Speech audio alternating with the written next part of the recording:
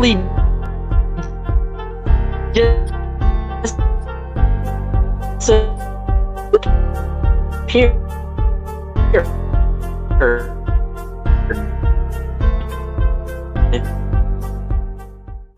He just vanished.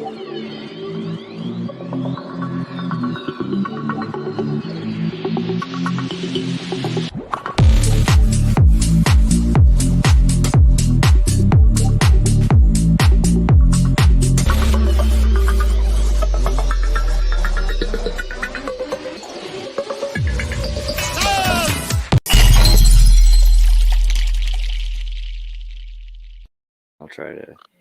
All right, we are live. What's up? With Zerdis, with Jeremiah, and with Adam right now. Happy Halloween, everyone. Do you hear that? There's like a crinkle in the background. I don't know. It's kind of scary ghost voice. Spooky. What's up, everybody? Spooky action going on. Adam, we still there, or did they cut you out? Jeremiah, you're here? You got me. I see two Jeremiahs. There's like one above and also below. As above, so below. Oh, Jeremiah. Esoteric principles at their finest right there. Yeah, I mean, so we're trying this. I'm actually using a different system right now. So hopefully everything's coming through okay. What's up, Nicholas? Good to see you. Mic check. Check, check. Mic check. Yeah, we're trying to get the science show going. So this is the BurnEye. I'm calling it Real Science on the other side. I want to do a thing with that like theme song from the Weird Side. Real Science, you know, or something like that. That's kind of what I vibe. I like that. I dig that. And Jeremiah's here, and he should be doing some experiments. He's going to tell us about that. Adam is also with us. Hello. There we go. Yeah. What's up? How you doing today, Adam? My internet apparently doesn't work well. YouTube just identified me as 2 live streams going right on schedule that I am subscribed to, which is what I'm talking on now. So apparently it's all working. All until you talk about something that you're not supposed to talk about, and then goodbye connection. That was what it felt like, right? I've got all those topics. All the time. It's like completely clear, completely fine, and then, bring up a certain word, and Ishcon, you can spell circus with an X. I think that was honestly a pretty good simulation right there. But yeah, it's going to cut out like pretty much 90% of the words as soon as you get onto something that you really shouldn't be talking about, or really should be talking about. Yeah, I mean, it is interesting. I was kind of curious, though. I mean, you want to test the waters and see what happens if you try again. Because, you know, the idea that Big Pharma and their designs and the difficulty in designing new, smarter drugs, right? Like, that's something that's it's interesting. Give it a shot. Adam, could you hear me? Did they really just take him out? Literally. We're talking about right before we went live? See? Or did they cut off Adam they're again? They're like, no, literally, that's not okay. Talk about the gravitron. Literally, it's. Oh wow. Yeah. All right, that's interesting how that works. Okay, but the gravitron, seriously, folks. Jeremiah, while Adam's trying to get reconnected again, do you want to try to explain the thing you've been working on? Crossing my fingers here. Jeremiah, the account you still have on is muted if you're trying to talk. It's just weird. It's like completely fine before we go live, then go live and hey, doesn't want to work anymore. Yeah, suspicious. Have we lost both Adam and Jeremiah? Well, you can throw them the link again. They can jump back in. What's some of the stuff you've been looking at? I'm supposedly still connected. I'm still hanging around. What the heck? Okay. See? He's also here with his unnamed girlfriend. Hi. Hi, unnamed girlfriend. Good to hear from you again. Nice to hear from y'all. I was told this was going to be about weird science and paranormal, so I decided to drop by. Yeah, I mean that's kind of the goal. I guess that's the stuff that we're allowed to talk about. That's the You deal. know, for Halloweeny, Samhain, whatever tickles your pink parts. Exactly. It is interesting too. I was thinking earlier, like how television exists is so interesting, and how we finally got to the point of what people wanted the most from things, basically, which is like, talking to the dead and looking at each other on TV, right? That's like everyone's dream since the beginning of TV, but even before TV, talking to the dead through radio devices, right? I always wanted a It's dope, like old school Nazi seance table. You know, The classic edition. What? yeah, What specifically super makes- classic, pre Ouija board. You know, Hasbro. What's it do? How's this work? It's like I was just watching some weird horror series that demoed one of the like antique models, and it's like from 1940s or earlier, and it's just basically this huge wooden circle, and it has occult symbology in it, like a pentagram, hidden drawers possibly for, you know, old ancient knowledge type books. Very different from a Ouija board. A seance table is meant for multiple people to gather around it. So Yeah, they better have the spell tone. Yeah, go into the seance table thing, because like that's a really, let's talk about the technology behind. they get very symbolic about it. They think that there is significance to which type of wood that they use for the inlays. Really? Very Harry Yeah, Potter. What like can you like think of? like sandalwood.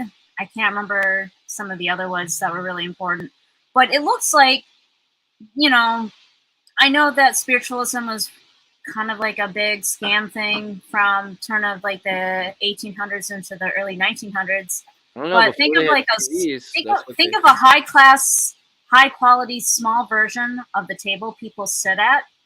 It's made out of a thick piece of circular wood, and they're using specific types of wood. And circular. It's got to be circular. yeah, they usually have I don't know if props is the right word, but they have like significant occult objects that they are using in conjunction with the seance table.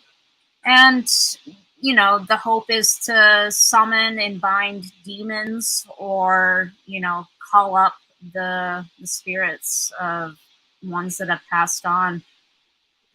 I just did it because, you know, you didn't have a TV. You had the parlor room, which becomes the living room when they were finally like, dude, stop putting dead people in the parlor room. Or, you know. But for a long time there, you got the seance table, and everybody, you know, rich people and poor, like, are all into this because they don't have ESPN. They have ESP. They're spending all day focusing on they're going to get to do their seances, you know, and seance TV. Like I think it's a the different breed, you know, ESPN versus seance, you know? You'd Very like to different think breed. that. I don't know. I mean, think about how. Well, I little mean, of the I don't, day I can't All right, say maybe that I know the crossover of. there's you probably know, better. There's probably better TV show examples. John Edwards, Going to Quantum the Leap. upside down. Yeah, I think the main point though is that they replaced these boards with TVs, right? And the guys who invented the TV, they were pretty into seances too, right? I mean, Jeremiah, what do you think? Got that one? You know what I'm talking about? That's a really I good don't know point. what he's talking about. well, the old CRTs are fucking weird as shit. Well, like Yeah. the old Yeah, electricity Oh, in I'm there. sorry, my bad. Just Late pointing it out there. 1800s. Yeah, we are trying to keep it kind of, sort of.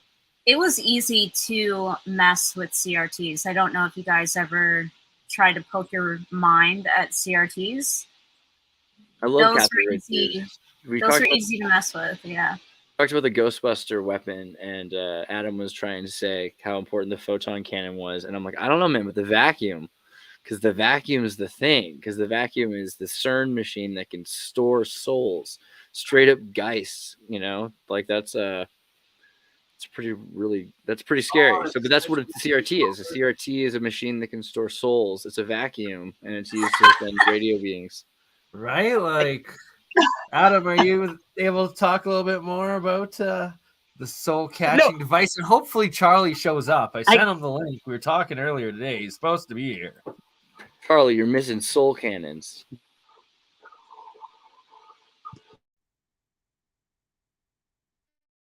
So no, there's no way that you don't want Adam. Everybody's breaking up the soul catching thing. I've had several people tell me it's possible, and they won't share with me how to do it because they think I can actually do something with it. So these people with channeled information, they want to share their information, and they know apparently how to do soul catching, but I'm pretty sure I know how to escape the soul prison if you end up on one of these things. But still, like, it's technology nobody even cares about now, I don't think. Am I wrong about that? I mean, Facebook clearly does. Facebook wants to control and own souls, right? Like the meta experience is to take timelines of people, and then eventually, in 3 years, there's going to be a bunch of us waking up in these cylinders, being like, "Wait, I am Andreas. I am Bernie. Wait, no, I'm not. I am just the memory timeline of all of the different decisions that were marketed." Yeah. Meta wants your soul inside the metaverse. They want to steal the soul into the metaverse. Isn't that in the white paper? I thought that was their whole, like, that's the marketing. So, like, Facebook wants to do, like, a meta Second Life kind of simulation or some shit. Way beyond that. Sounds like they've already won if that's what they're looking for. I mean, that's they've already done all of that. The soul itself is still the thing, like something that can make decisions and it resonates. Like the idea of substrate independence, that's really where the next thing is. If you can take someone's mind and you can put it into the internet, then all of a sudden that person is an integrated chip for the entire singularity. And so you can But that's the whole thing. You need their agreement to do that. Okay, so I think he's like talking about making human a business centipede deal with demons versus selling your soul. Big difference. Because if they're not, this is like Chewbacca.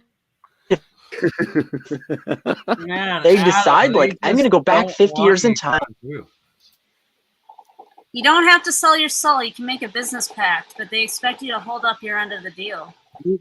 Nobody wants me sharing my ideas. Can someone link me in with a phone call to this? Because if you can link me with an actual phone call, that works really well. Fine. That's the craziest part. It's like as soon as you start explaining it, it just goes yeah, and then it's like you come back in perfect sentences, perfect paragraphs coming through. Be asking to be on the phone. It's crazy. Maybe if you're on Wi-Fi, if you're on a cell phone, if you can come in and turn off the Wi-Fi and just use your cellular data without the camera, just the microphone, maybe that might help. I don't know. I have very limited cell phone data, so that's not likely to work. I have unlimited text and talk time, however, so I can show up with a phone call through the phone service. Perfectly now. So we're going to shut up and explain everything right now, Adam. Don't move from where you are. Red pill. Go. Well, the phone's sitting on the table. It's not moving the entire time. My wireless signal bounces a quarter mile over hills with multiple repeaters to other people's houses. We're just saying now's the time to release your dark secrets. Yeah, tell us now. Well, there's still fidelity, all about the demons in the contract. I mean, here's an idea for everyone, and I hope somebody understands this, is that I'm sure people have seen Bob Granger's bagel coil. Now, if you assume that along with Wilbert Smith's information, it pretty much unlocks all of reality because it means these bagel coil things make up all the quarks, and then that makes up all the atoms that make up our reality. They're all running at a specific frequency with a specific size. The real trick here is you can mess with that frequency and show up in like the near astral realm or whatever. All of that makes possible all of these different stacked realities. And I've never seen any physicist talk about it or spiritual person, but that's where the math leads me, of like how it's all created. And the weird thing is that though that's not the only possible pattern, like the hover coil or the double helix are completely different stable versions of electromagnetic reality that makes everything else, and they can be completely different. And when you stack all this stuff on top of itself, you realize the physicists messed up thinking that we had some sort of solid reality. Did any of this get through? Yeah. Or did It all Okay, got does that make- perfectly through? So keep on going, brother. We hear you loud and clear. I was gonna ask, does like that make sense? Because it makes all of the anomalies in reality completely go away. All of the spiritual stuff, all of the physics makes complete sense with that version of reality. It's I not love it. dimensions. So That's are you the main talking about difference how is like dimensions when are we're not. awake, all of like the telekinetic stuff, the the paranormal, it seems to move like molasses. It seems to require like a intense burst of energy to pop off versus when you're in other states. I mean, that's all how this plays out in other. I've already told you all this. I know you. Does my I version know of you reality? too. Well, Does but my say- version of what? Alright, Does my version of reality?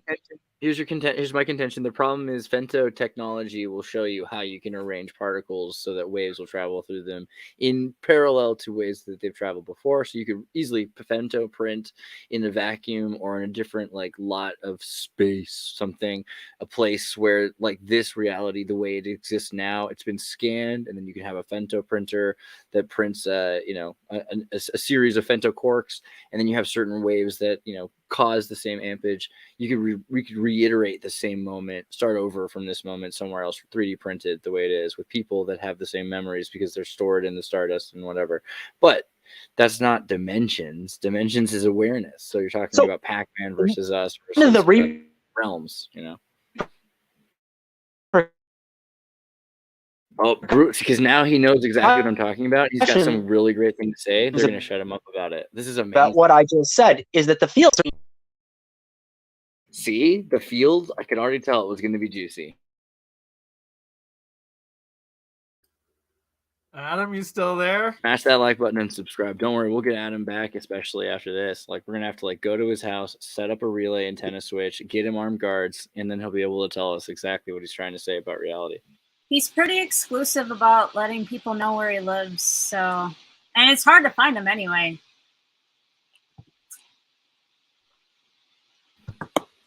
Dude, come back with that reality rant. What do you think, though, Bernie? What do you think about reality? Thoughts on dimensions versus realms? With the distance. Reality is whatever we make it. It's the power of projection, that law of attraction, and that the control mechanism, the parasites, the powers that be, whatever it is, they do not want the average human to make peace with the fact that they have a soul and that your soul is an infinite being in consciousness. They want everybody on this materialistic YOLO reality that then you're able to be controlled, and that also then you're not looking into these technologies and these realities of this multi-dimensional verse, as opposed to just plug into the television. Dude, and so Jeremy Sherman says Andreas should have so first off, we're co-hosting this, so if you want, you can watch this on either stream. But thank you very much, Bernie, for hosting this and setting this up and making this possible. This is really awesome that you're making a science show that we can all work on together. But guys, if you're watching it on Bernie's stream, go give mine a like. If you're on mine, go back to Bernie's, give his a like and a subscription as well. Go like this guy. He seems really nice. Yeah, put it all over the place, guys. We want to get this video seen on as many different. Let's cross-pollinate. Let's get it going. Well, yeah, diversity, more streams, harder to shut all of you down. Dude, it's Venice Beach. Happy Halloween, man. Awesome. Good to see you, man. Yeah, so I mean, in terms of the idea that there are higher dimensions, though, that's a whole happy. Yeah, he was King Arthur. Oh man, I gotta see the picture. I actually see. I was like a Jesuit. Someone said happy Halloweeny. Dude, I love the Halloweeny dog. That's a really good Halloweeny. Yeah, I wanted a hot dog today. Dude, I'm a captain now. Oh, Captain, where's I like your hat. Yeah. It's appropriate.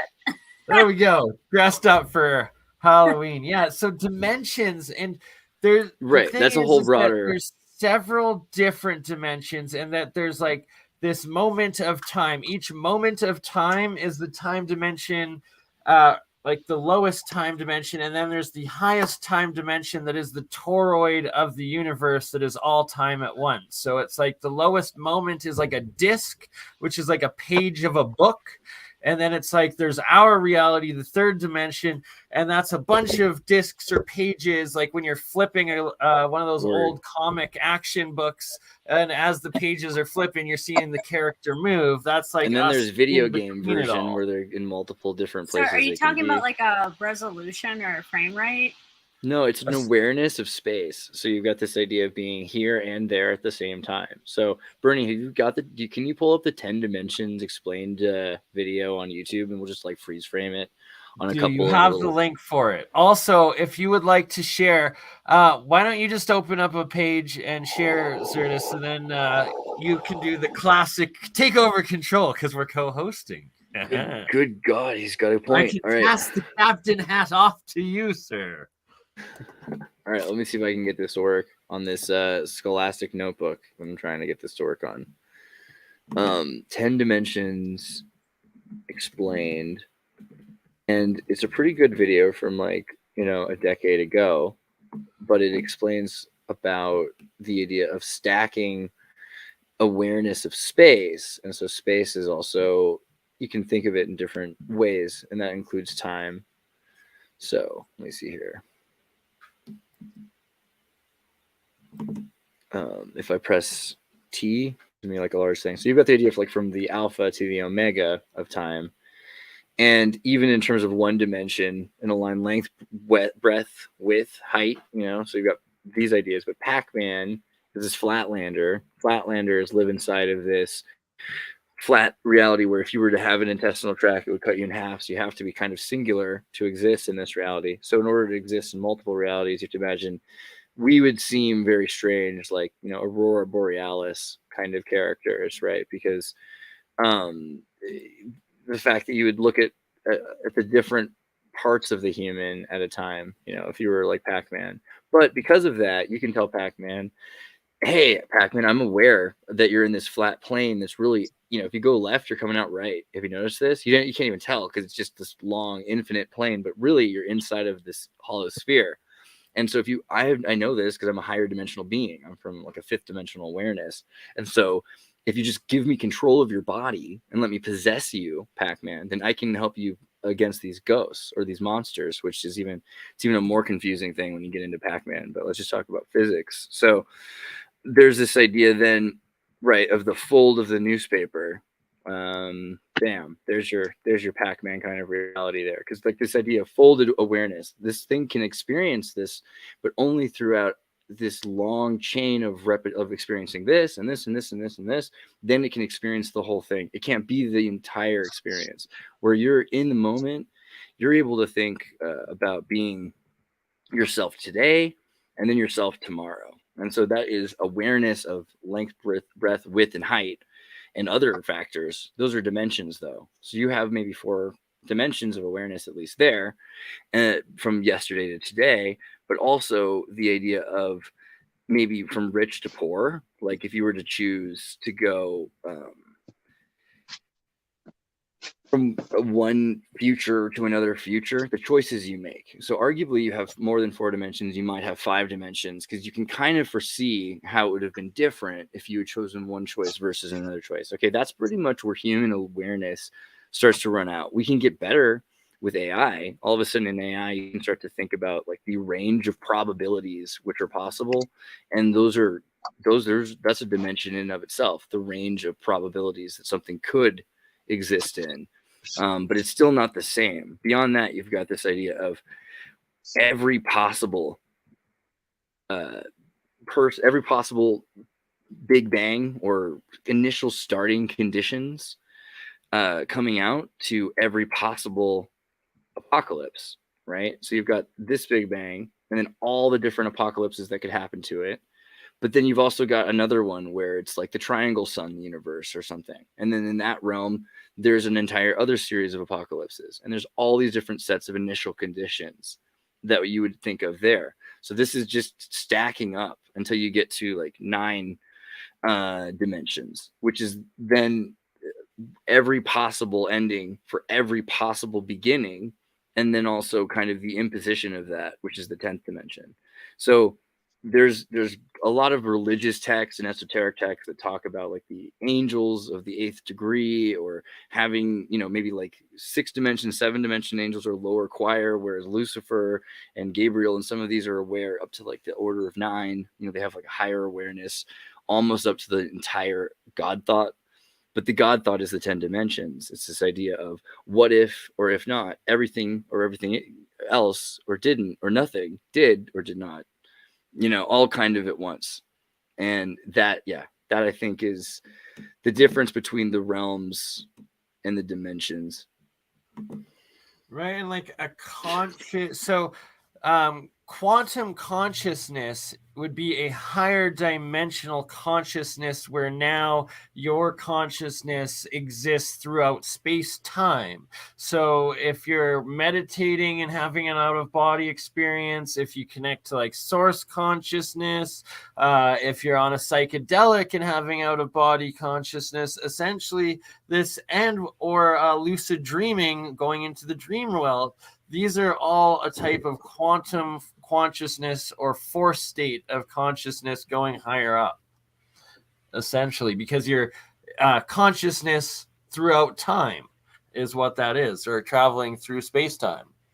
Yeah, I think we're going to get to a point where like this is a big thing in the next 3 or 4 years, where we're talking about transhumanism and integrated humans as integrated circuits and integrated chips, and the singularity is the beyond just using emotion to help process the algorithms for priority driven pattern recognition systems, because that's the thing, right, is choosing what patterns you see, prioritizing what matters more, survival or reproduction or partying or whatever humans are doing, why, you know, and then having emotional responses because for whatever reason people like that for their sensorial explanation for intelligence.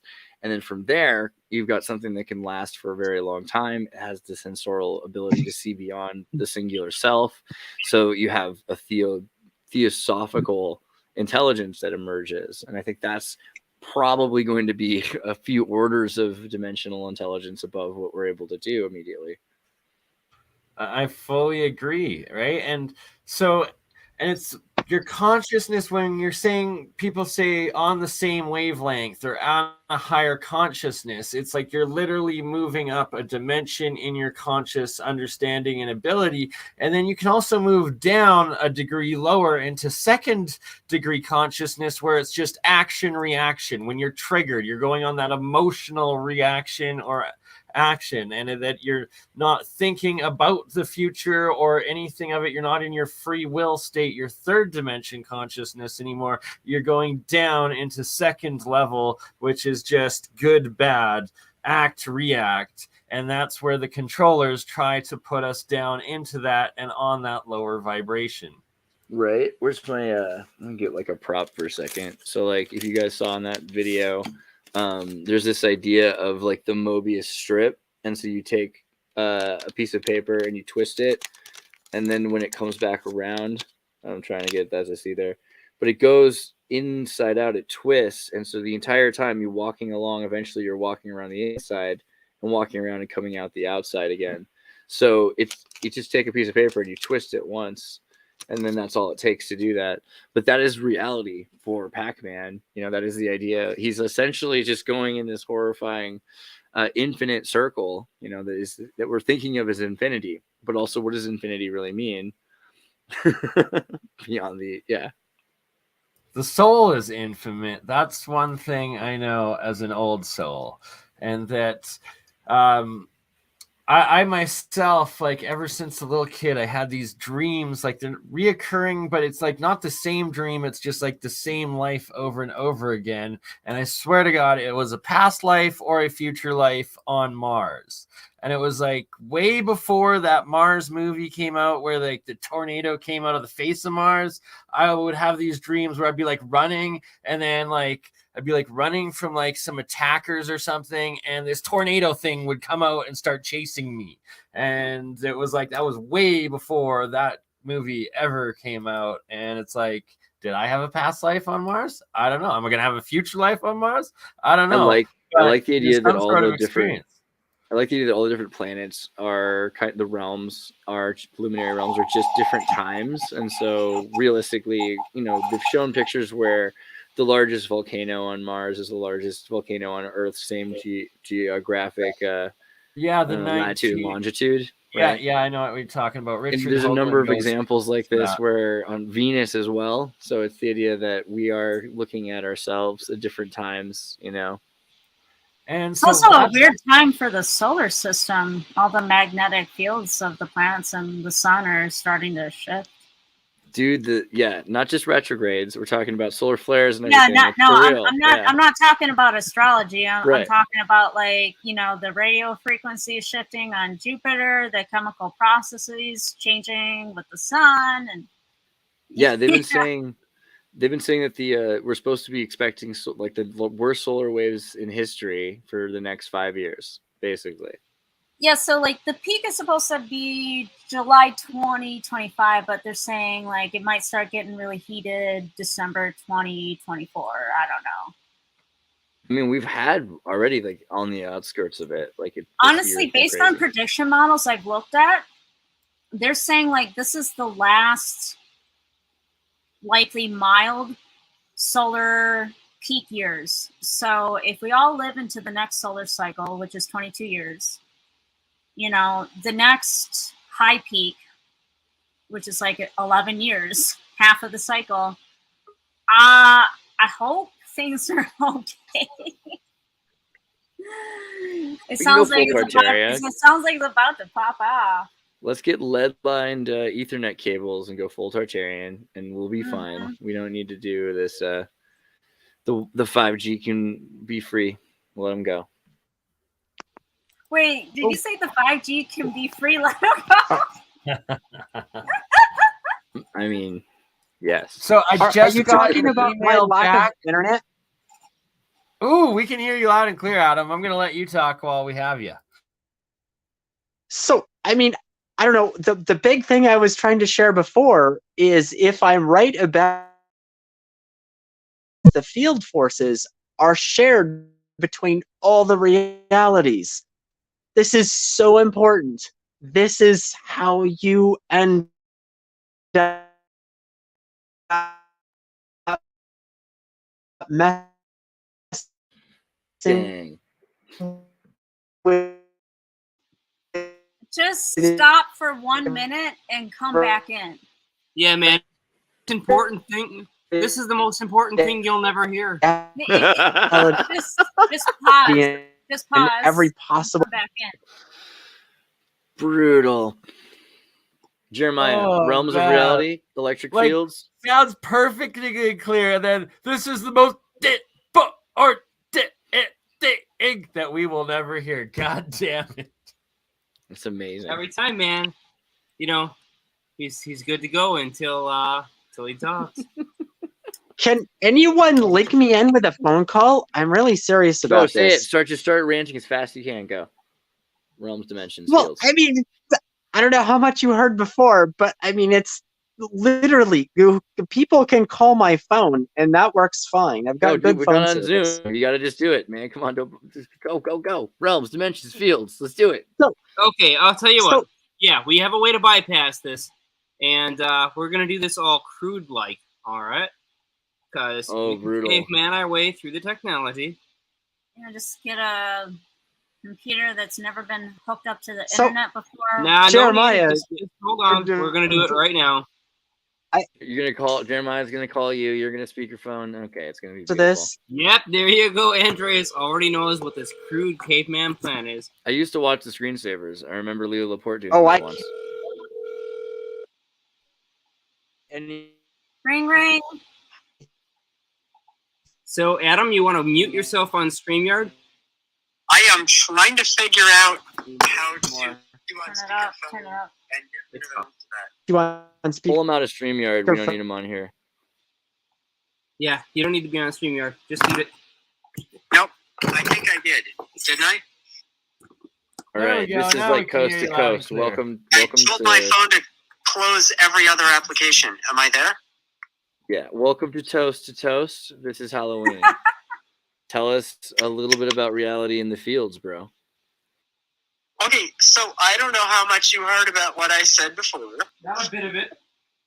What? None of it.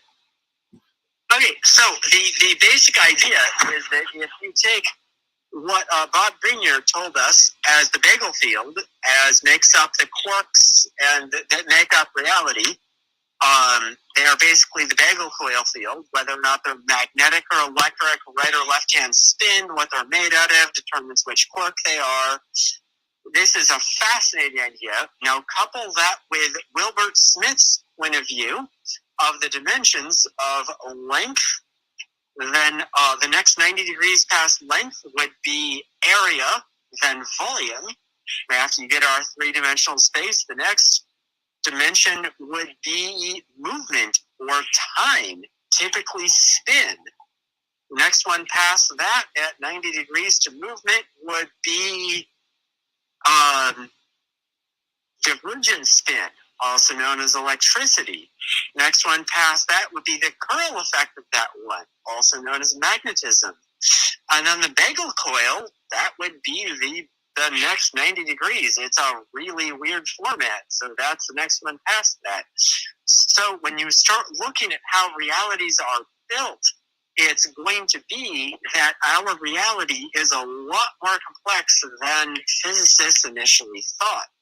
We're made up of these really weird, complex fields. And if that is correct, it means that you get stacked realities because you can make these things in different sizes and different frequencies. And believe me, I made one of these things with a bagel coil at 7.2 megahertz. It lived around where I lived for a couple of days before hitting me. I had it happen 3 times. I've still got a scar on my arm from this stuff. It's not safe at all. But I had a radio on that same frequency I made it with, and I couldn't even pick it up. It still burnt me afterward. So I'm absolutely sure this stuff's possible. Once you create these fields, they're so looped in on themselves, they don't radiate anything. You literally can have our world here, the near astral realm, all of these other places the spiritual people describe stacked right on top of this place in the same place, and you're never going to see it unless you start looking at the field forces. All the ghost detectors I've ever seen use electrostatic and very low frequency magnetic stuff to pick anything up. Like if I walk across the room with my plastic shoes, I make enough to easily be detectable by these things. And then I've watched things walk past where I'm sitting and there's nothing visible there because it was a ghost doing it or something. Anyway, does that version of reality make, did I miss anything? Does that make sense? Ladies and gentlemen, you heard it here first on Toast to Toast with the bagel coil. That is the secret to the multidimensional reality, I'm pretty sure. Right. And the big thing that gets me about this is it's not the only stable electromagnetic field force possible. There are other ones, such as the double helix, or I'm pretty sure, Bernie, like the hover coil and things like that. Like there are other versions of this. It's just one of many that are possible, and any one of them that are possible can happen. And this leads to an immensely complex world that makes us think that chemistry was hard enough to figure out, and we've got so many times more of that work in front of us to make this, to figure out what's going on with all this. So I don't mean to simplify this, but it sounds like Russian dolls projecting higher orders. Well, yes, and if you look at consciousness, like consciousness, as far as I can tell, is completely outside the realm of any of this stuff. Basically, consciousness, I'm pretty sure, invented reality. It's like inventing a perfect math equation, so absolutely pretty, everybody moves into it. And I think that's where we find ourselves now, that it was just such a fantastic invention that everybody moved here. And I'm pretty sure consciousness is outside of reality. Like I'm really sure of that because of like how to manipulate timelines and Oh, If for I wasn't sure. I connected think they before, could it have means done nobody better on heard the any of meat that. side, so. How do I get broken up voices over a phone call? That doesn't Oh, make sense. Jeremiah is preparing his experiment in the background. Okay, well, I can't hear anybody else at this point because they were all talking over each other. I don't know, maybe everybody was all quiet listening to me. Jeremiah, Somebody Adam's else. trying to talk. What? Yes, it is. He's trying to talk. He's Okay, trying to talk. keep going, Adam. We can hear you loud and clear. Oh, well, I mean, I pretty much shared my version of reality, and I'm curious what other people think now.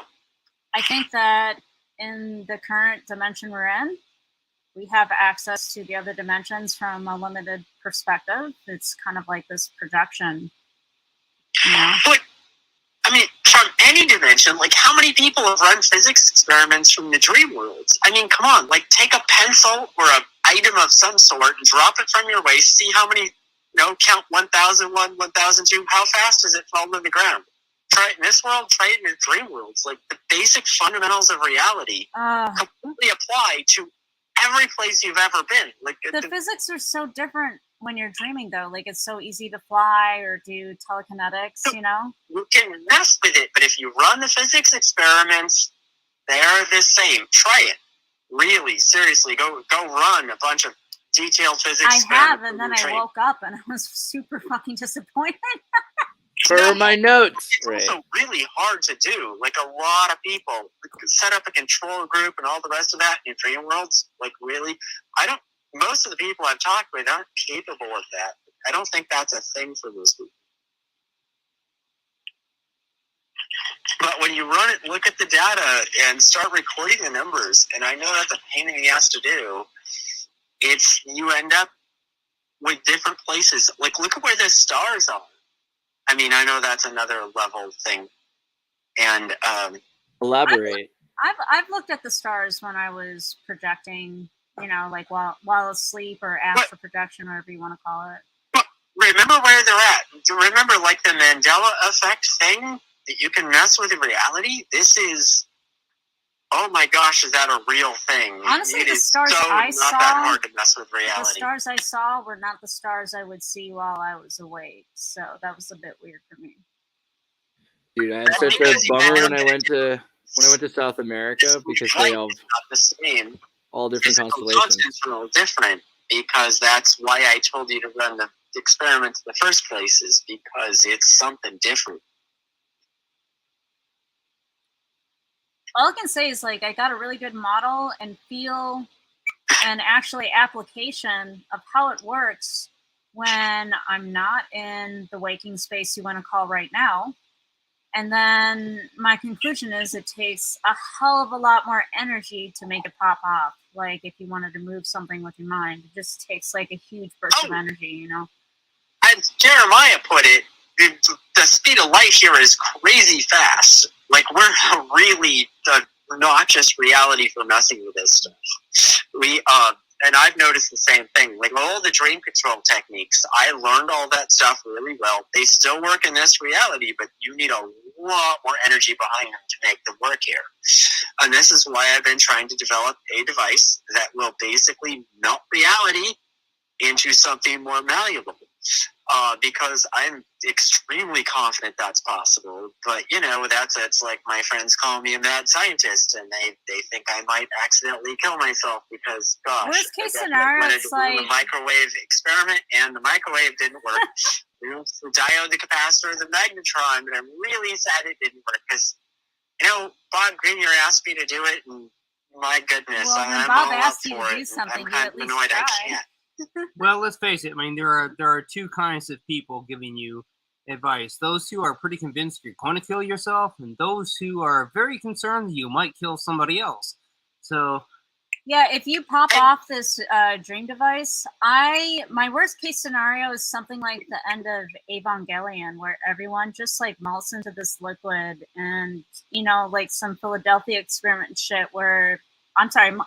Bad on my language, but people in the walls, out of the walls, merging with other individuals. There's no separation. They call it a singularity, but it's like not an It's ideal because singularity. none of those people were taught what was supposed to be happening. And it's one of those things, if you model this sort of thing, like the Philadelphia experiment, I'm trying to put, the field format is the exact same thing when the Earth's magnetic field is in the middle of shifting, which it's doing. Yeah. It's going to happen planet-wide. Everyone is going to experience this, and if you're not ready for it, if you're not coherent and focused, you might end up destroyed. And I think that there is a reason why mythology has all this magic in it.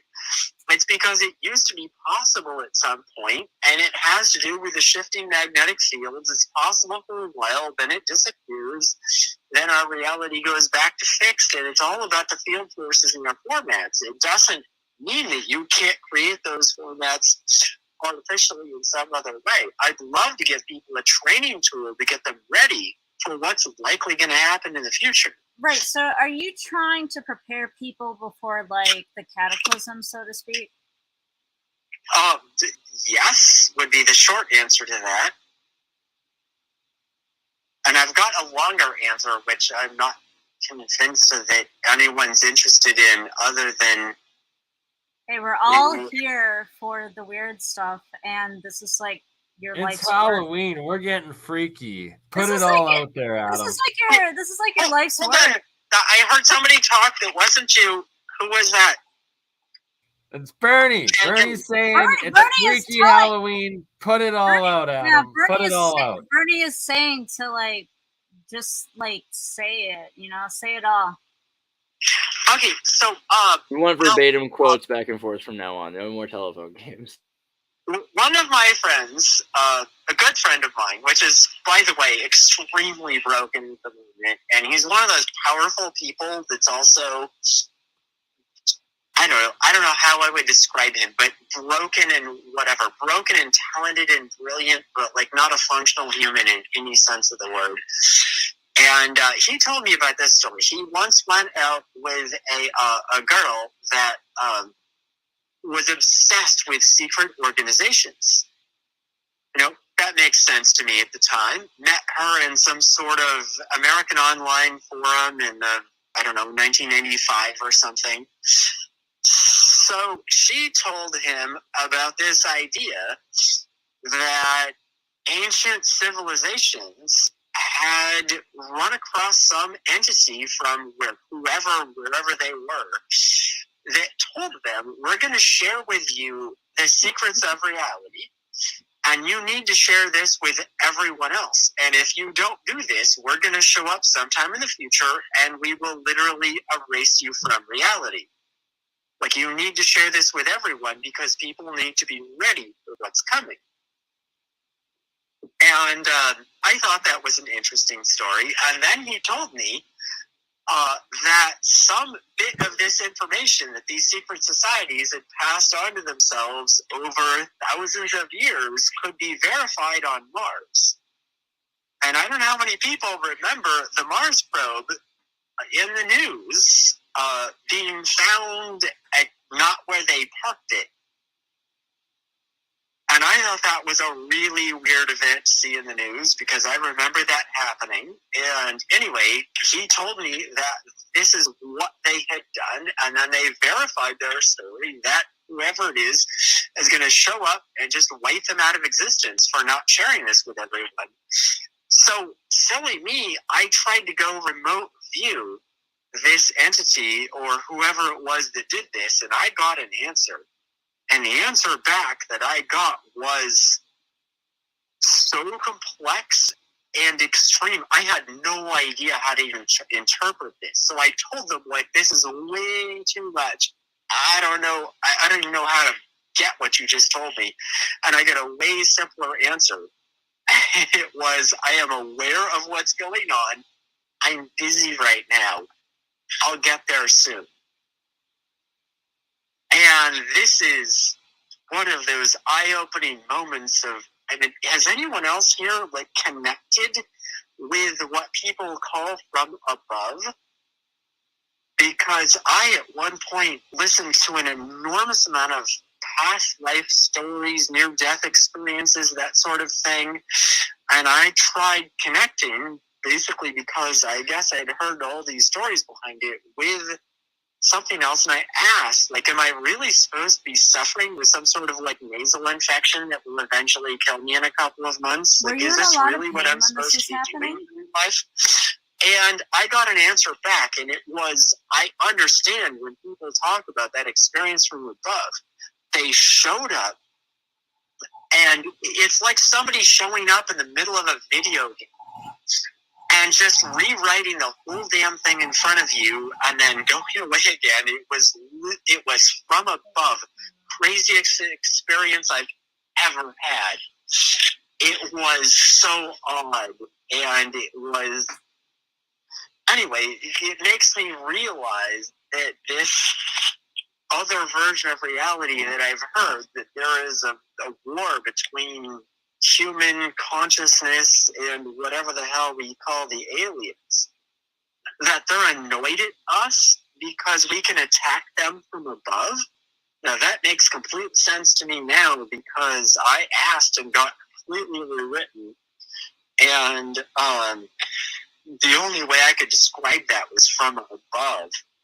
And this is why I think that idea of the bagel coil field and what frequency you're on, that whole thing matches with all of this. It explains all of the realities, all of how this stuff happens.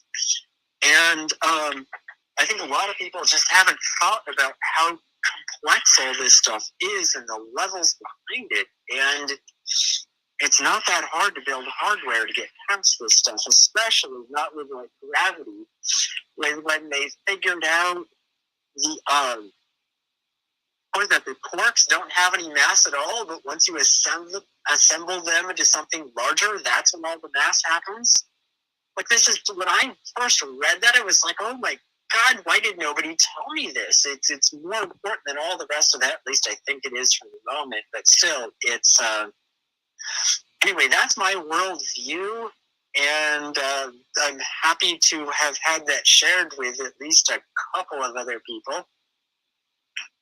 And anyway, with phone calls, at least my internet isn't disappearing. Yay, $12 a month internet service. Anyway, I'm really actually crazy poor, but that's fine, because I've got everything I need, not things I want. It's a matter of perspective. Like, what's your mindset and what do you really want out of life? You could have all the luxuries and be super stressed out, or you could be considered poor but be really happy, So, hold it. I mean, I've got a web form. I think it's called spiritincontainer.proboards.com. No spaces between those words. Anyway, there's a thread on there called Time, which I have figured out how to mess with reality. And I taught a bunch of other people how to do this, mess with the timelines. And by a bunch of people, I mean like 15 or 20 people. And to this day, like 10 of them make extremely good livings off of doing this. It's, anyway, I've lost touch with quite a bit of them, but I think a fair number of them have not forgotten what I did for them, although mostly. But anyway, it's not that. If you want something in life, it's like really not hard to get. The dream control techniques they work in the other world, they work here. They need more time to work here if you have less energy, but I mean, look at my life. I had absolutely nothing, and I wanted a bunch of land, and I now have 10 acres of land. When's the last time somebody called you up and said, hey, I'd like to buy you 10 acres of land. It's hundreds of thousands of dollars, but, all you have to do is stay there and, like, make sure it doesn't go away. And I've got free rent. Like, anyway, it's one of those odd points of which I only pushed for the ideal reality, because I had been pushing for a bunch of other stuff before, and turns out, like, wishes can happen and they can go wrong.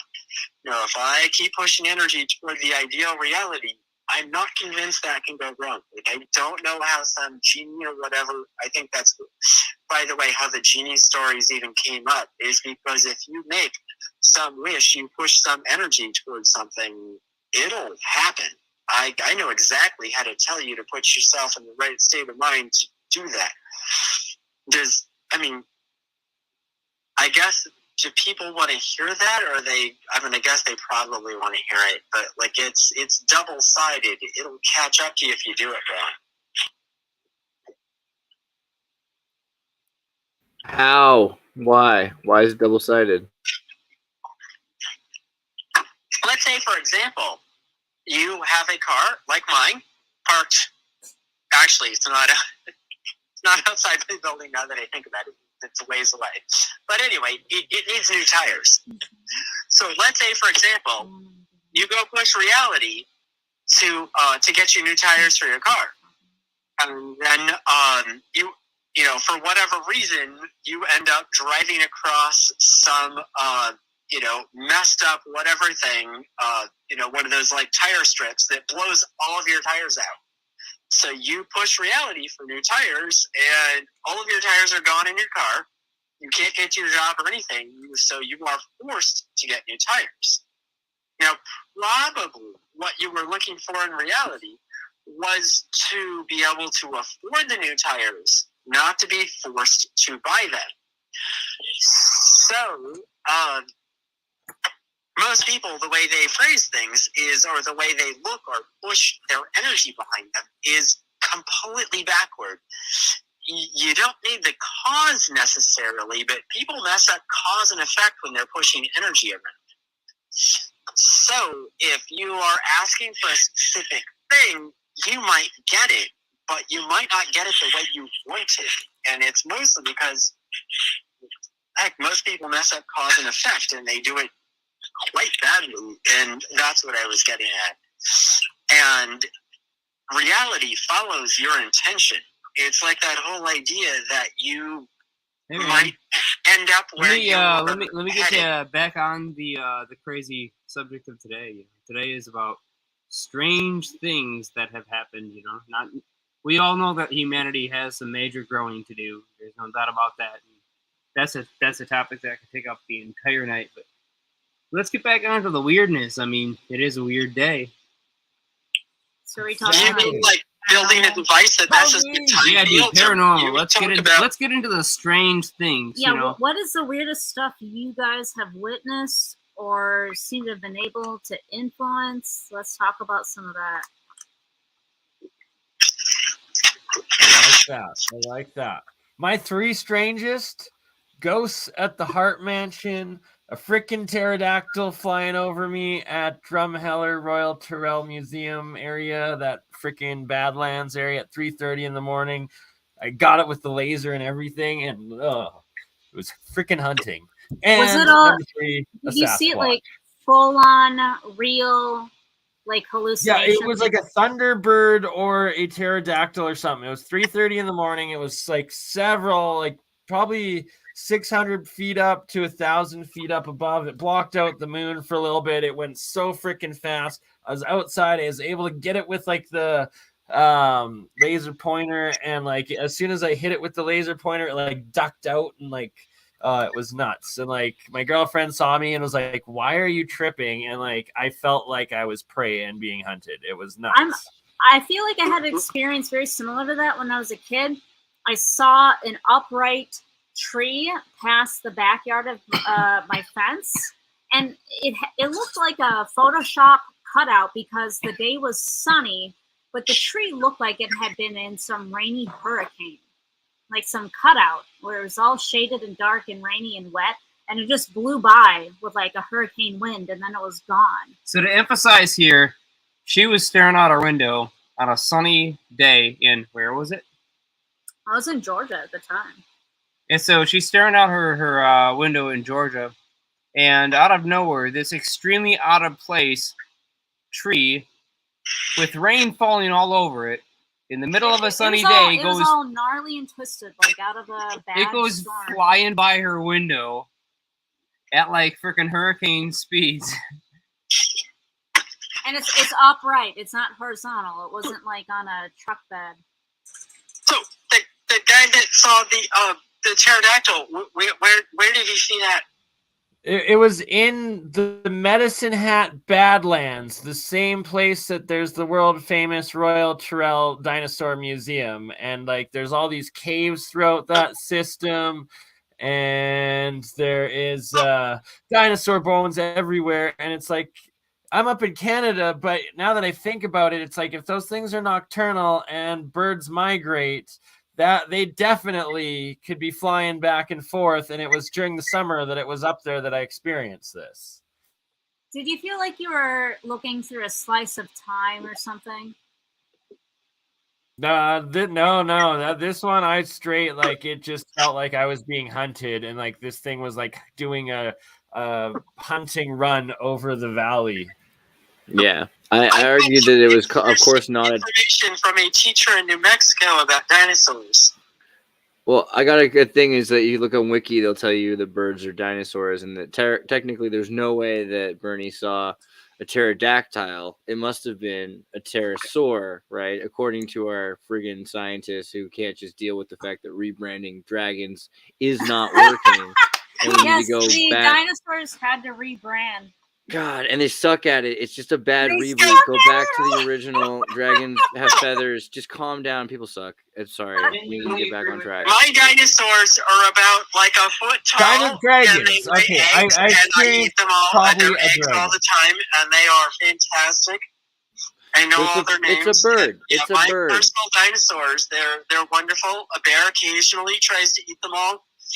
And then, oh God, It's a bird. It's a giant bird, and like birds aren't real. Living. Listen to Emily, right?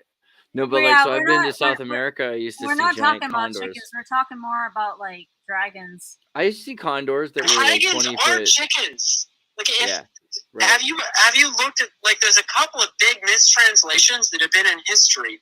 Have you One met a of which, dragon? If Because dragons had been Adam, known along with dinosaurs, they would have called them the same thing. Just like, oh boy, he's going. Dude, 6 Right. foot tall Well, have chickens you are met a terrifying. dragon? Are you kidding me? Okay, That's the let worst me thing. tell you. Anything that I can basically kick like a football or eat in form of nuggets, drumsticks, or anything else, that's not a dragon, okay? No. Sorry, Jeremiah, you're missing the point. So you got to imagine, really, like, let's get into this for a second. So you've got these starved, crazed reptiles that have actually lost their minds, and they become cannibals, and they're eating their young, and they're so hungry for generations that their jaws have lost their teeth and actually protrude. Their jaws protrude from their face, becoming these beaks that we're used to, where the jaw has no flesh on it. It's just this terrifying razor-sharp jaw that they use, and they run. These things run. It's 30 miles an hour in the Andes plains that used to be before they became the mountains. And they Holy would just crap! I did not hunt you wanna down. be There's on the nothing ground. worse than a bird. Birds, they're very real, and you should be very, very careful about them and keep them under, knee height, I say. What's at the best. best? What's the Or best get rid of them all. defense? What's the best defense? The best with what defense you against just birds? described, the best No, defense. best like a defense shotgun. against like cannibalistic dragons. I think that's the reason why you had to wear these giant metal suits, aside from the fact that they help with EMF. You know what I mean? And like eventually you hunt them all down. It got to the point where after the by 1815, most of them are extinct because of the year without a summer. People are eating the last large creatures across Eurasia, and we get used to a world without giant birds. But if you go down to South America, there still were giant birds even into this point. And and you look at the dodo. Completely agree with him. That's Did exactly you what say happened. Urantia? What did you say? Across where? Urantia? No, he says South America.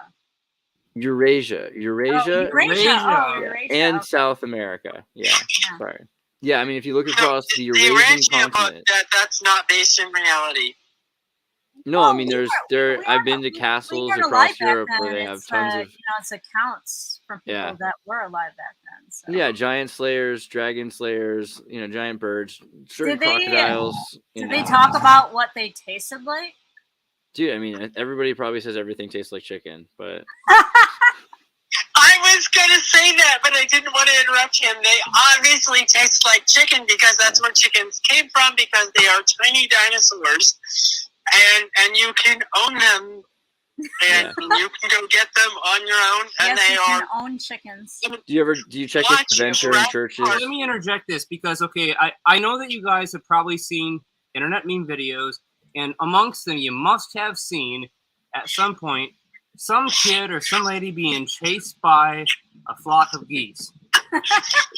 Geese are vicious. Has anybody seen that? Dude, I mean, I don't want to talk about I it, but haven't, but that's one I've of my been worst chased by a memories is being flock of chased by wild geese. turkeys when I was a kid. That Oh, was scary. turkeys as are hell. bad I remember, too. I Yeah. remember being chased by geese at the Roaring Camp steam train area in Santa Cruz, and I was height beak to eye with this thing, Oh my god. and it came and it bit me on the nose, and so after that, and it was around Thanksgiving. So then, like a few days later, it's Thanksgiving. My dad says, this is actually the goose. Remember the goose? Yeah, you do. This is the goose. We got him. We cooked the goose. They got you. Oh. And I ate like Oh, seven. man, I that ate like is 7 justice. portions of the thing. I was like, I'm gonna get that goose. You know Wait, what I mean? what is it? What does a goose taste like? I mean, better because it's darker meat. I'm all about the darker meat than the chicken, right? You know what I'm saying? Oh yeah, Too dark dry meat. otherwise. Dark meat all the way. Like Yeah, it's duckish. Bit fatty duck-like. flavor. I'm a fan So- of Okay, duck. so I dare you guys, and I haven't put together my own compilation of this, but I seriously intend to. I want to take some clips of geese acting as packs and defending their territory against humans, and compare that side by side with the Jurassic Park clips of the raptors. And I swear to you, immediately, in a fraction of a second, you will see the parallel. You want to know what the little raptors are? They're geese. Well, this is what Craig Venture and Church is working on is the Chicanosaurus, and what they did was they took the DNA. Jack Horner, God bless his soul, took the DNA of the chicken and started removing and changing some of the promoter sequences to allow the teeth to reemerge, the feathers to go back to the way that they looked in the prototypical stages, where they didn't fray outwards. Because what you've got feathers are frayed outwards from the they used to shed. Like lizard shed, right? And so so there's a bunch of stuff there. So what they're doing is they're like, hey, you can turn the DNA back on in the chicken, and the Chicanosaurus will be like a dinosaur essentially. And there you go. There's everything you need. Chicken sauce. Chicanosaurus. Canosaurus. Chicanosaurus. Chicanosaurus. It's kind of like it's like Fifth Element, where she's like chicken. It's like Chicanosaurus. Like, now that I'm listening to this, like, I'm not sure a Chicanosaurus is a thing. Now, it indeed is a thing since about 2010. Chicanosaurus is what nightmares are going apparently to be this is made some of. sort of racist thing against Do you dinosaurs get like that those never big happened. turkey legs at like the Renaissance fair from them? I'm not sure where that question was. Anyway, it doesn't look like anyone else is talking with me right now. Anyway, Oh no, so we're all here with you. We're just like all together in a weird way. no, right now. Yeah, we're kinda it's one cracking of up at those how, like, ridiculous hilarious this things is. that Okay, so let's just bring this back on theme.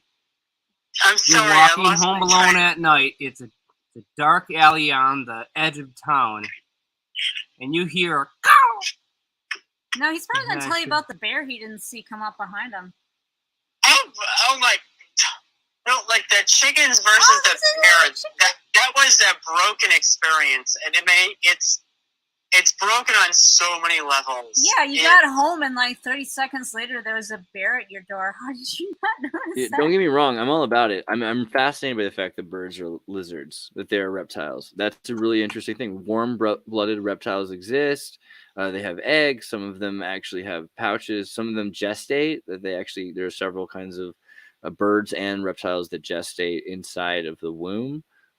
So it's very much like Alien 3. Can I ask you what your opinion is of the skink. birdless, the wingless birds? You know, like the kiwis or the For sure, emus? yeah. I mean, like, so birds started out without wings.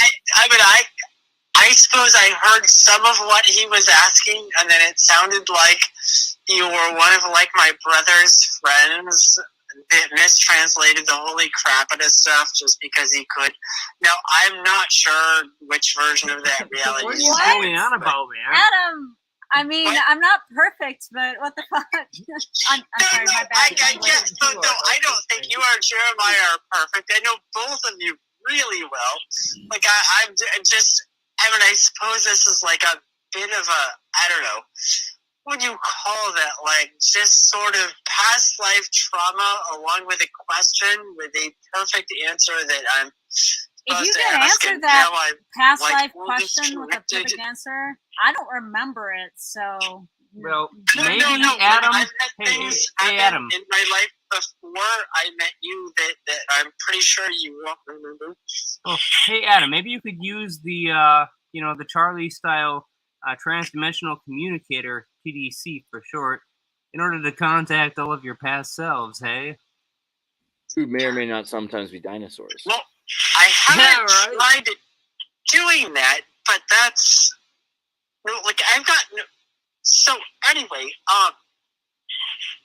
I'm pretty sure I shared the web link a while ago as far as how to I have tried a long time to tell people how to manipulate reality or timelines.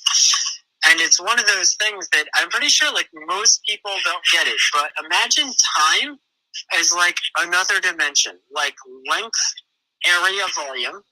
The next one past that is going to be movement or time. This is your future. So if you really look at that sort of thing and stop and analyze it, why would something in the future surprise you? If you're a consciousness that's absolutely immortal and time independent, can't you go mess with these things? And the answer is you probably can. The problem is that people's base reality from most of, let's say you're watching Netflix. Oh man. wait, should we do something? Well, I should probably pop the camera on the reactor. Yeah. Yeah, let's see that. Oh, Yeah, you set it all up. Let's take it. Let's see.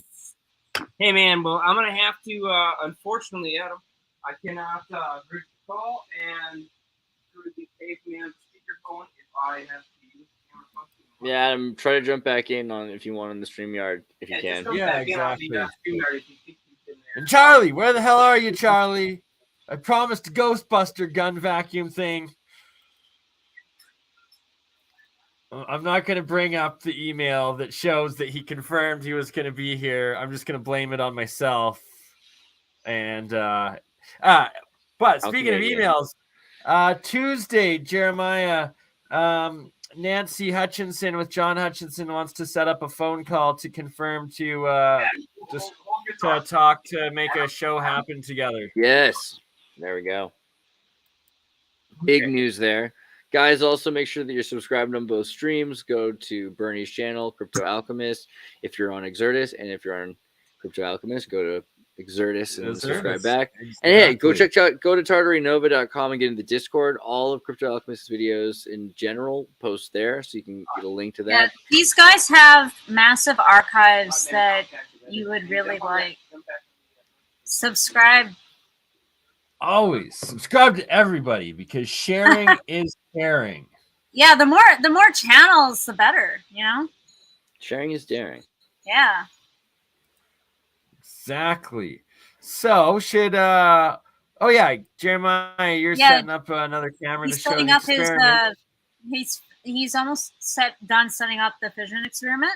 Put on the camera so we can see him fiddle fart around. Yeah, are you ready, Jeremiah? I'm going on. Dude, If you're not ready, got I it. got a clip to play here of since it's spooky Halloween, we're gonna play a little Dan Winters astral projecting the difference between stargates and lucid dreaming and the rest of it. Oh yeah, that sounds dope. Yeah, let's do that. Interest in viewing. I understand you've been able to prove it scientifically. Well, I knew Targ at Stanford Research, and of course, Elizabeth Rauscher was my best buddy. But my actual origins here was when Ed Wilson, research director of Monroe Institute, called me and said that Bob Monroe was afraid after he showed golden ratio binaurals was the most powerful trigger. And of course, at that time, they didn't know the physics that was imploding into longitudinal coherence interferometry, which is the only actual real physics, and explains, for example, why sunrise, sunset, and magnetic lines specifically enable. And it was only later then we developed the world's most powerful bliss binaural, flameinmind.com, which, of course, the the board members of Monroe Institute, Chris Kleinput and Claude Swanson, they were deeply into, but Laurie Monroe just couldn't get it through her head that she had to learn what longitudinal interferometry was, or she'd never be able to optimize. And now we have the frequency signature, of course, therify.net, imploding plasma, and we trigger lucid dreams regularly. And I have the slides here prepared. And then now recently we measured the electrical moment in the brainwaves of Jean-Charles Moyen when his lucid dream became a portal and bilocation. And we have proven clearly the physics of what that bilocation is, which is the implosion into a longitudinal wave coherently propelled, what Gurdjieff would call assembling the light body or the rainbow light body. It's actually a field of longitudinal EMF coherence. And we have the frequency signatures now, and we regularly trigger lucid dreams. And at greater brainwave densities, that is the beginning of the only definition of what it is. Very good. So before we invite you to share your screen, do you have any pointed questions for Dale Graff? Well, does he know what coherent longitudinal interferometry is? I have to confess, I have not heard of that term before. Well, you're not the only one, Dale. Interferometry. I mean, it sounds. I know what that is, but not the term, the way he's using it. Well, it's been called scalar or torsional, but that's the incorrect term. Coherent longitudinal EMF is driven through the Planck threshold, which is how the frequency signature is tuned. And that's the physics of what a stargate is clearly. And my film on that has been seen by about 50,000 people with Elena Denon on the physics of what a stargate is. But the torsional word, I think, goes back to some Soviet work. That's right, exactly. American psychotronics, they called it scalar, and the Russians called it torsional. And it wasn't a bad term. It's basically Caduceus, but now we learn to optimize the frequency signature, what that is, of how you implode the transverse into coherent longitudinal propagation. And that's what was called the rainbow light body. And that's the coherence that you take with you when you lucid dream. And that also defines where you can lucid dream and look at your body from outside your body if you know where the longitudinal node is, explaining why sunrise and sunset work and magnetic line crosses work, and tuning the brainwave frequencies to optimize. So Dan, share your screen. So now I want to bring David in after you've done your brain dump here. Oh, great. Okay, so I'm just going to share just a couple little slides here. Lucid brain. Share. Here we go. So this is Jean. Do you see my screen here? Yep. Okay, so that's Jean-Charles Moyen, probably the world's most famous secret space program survivor, French. And this is the measurement of his brainwaves here when his recurrent lucid dream became a portal and bilocation and stargate with witnesses. He went to the beach, came back with sand between his toes, and there were witnesses multiple times. And then we told him how to measure flameinmind.com. And you see the alpha to gamma cascade in the brain waves, 3 different measures here. The green is alpha here around 12 hertz, and the gamma is up here on top around 40 to 50 hertz. And the cascade has golden ratio, which are in blue, and octave harmonics, which are in pink. Basically, it's a tetracube embedded in a pent. And that implosive ladder, caduceus, is called phase conjugation. And that's basically how you implode. If you look here, this is the side view of that caduceus cascade, which is converting the transverse EMF on the left into longitudinal EMF coherence on the right, sometimes incorrectly called scalar. And that tuning here is how the therify works and how we built the world's most powerful bliss binaural. If you take the actual equation for phase conjugation, implosion, and negentropy, Planck times golden ratio, you get in blue here. Maybe this is a bit too small to see. Let me blow it up a little bit. But in green on the bottom, 7.83, 14, 20, you see the Schumann harmonics, and you see the phase lock to the brainwave harmonics. This is an intense bliss experience here in brainwaves on the left, but I didn't, that's mine, but I didn't climb all the way to the gamma. However, when you get there, then you have children able to see without their eyes, and you have when lucid dreams become a portal and a stargate. So this is the actual equation harmonics here in pink.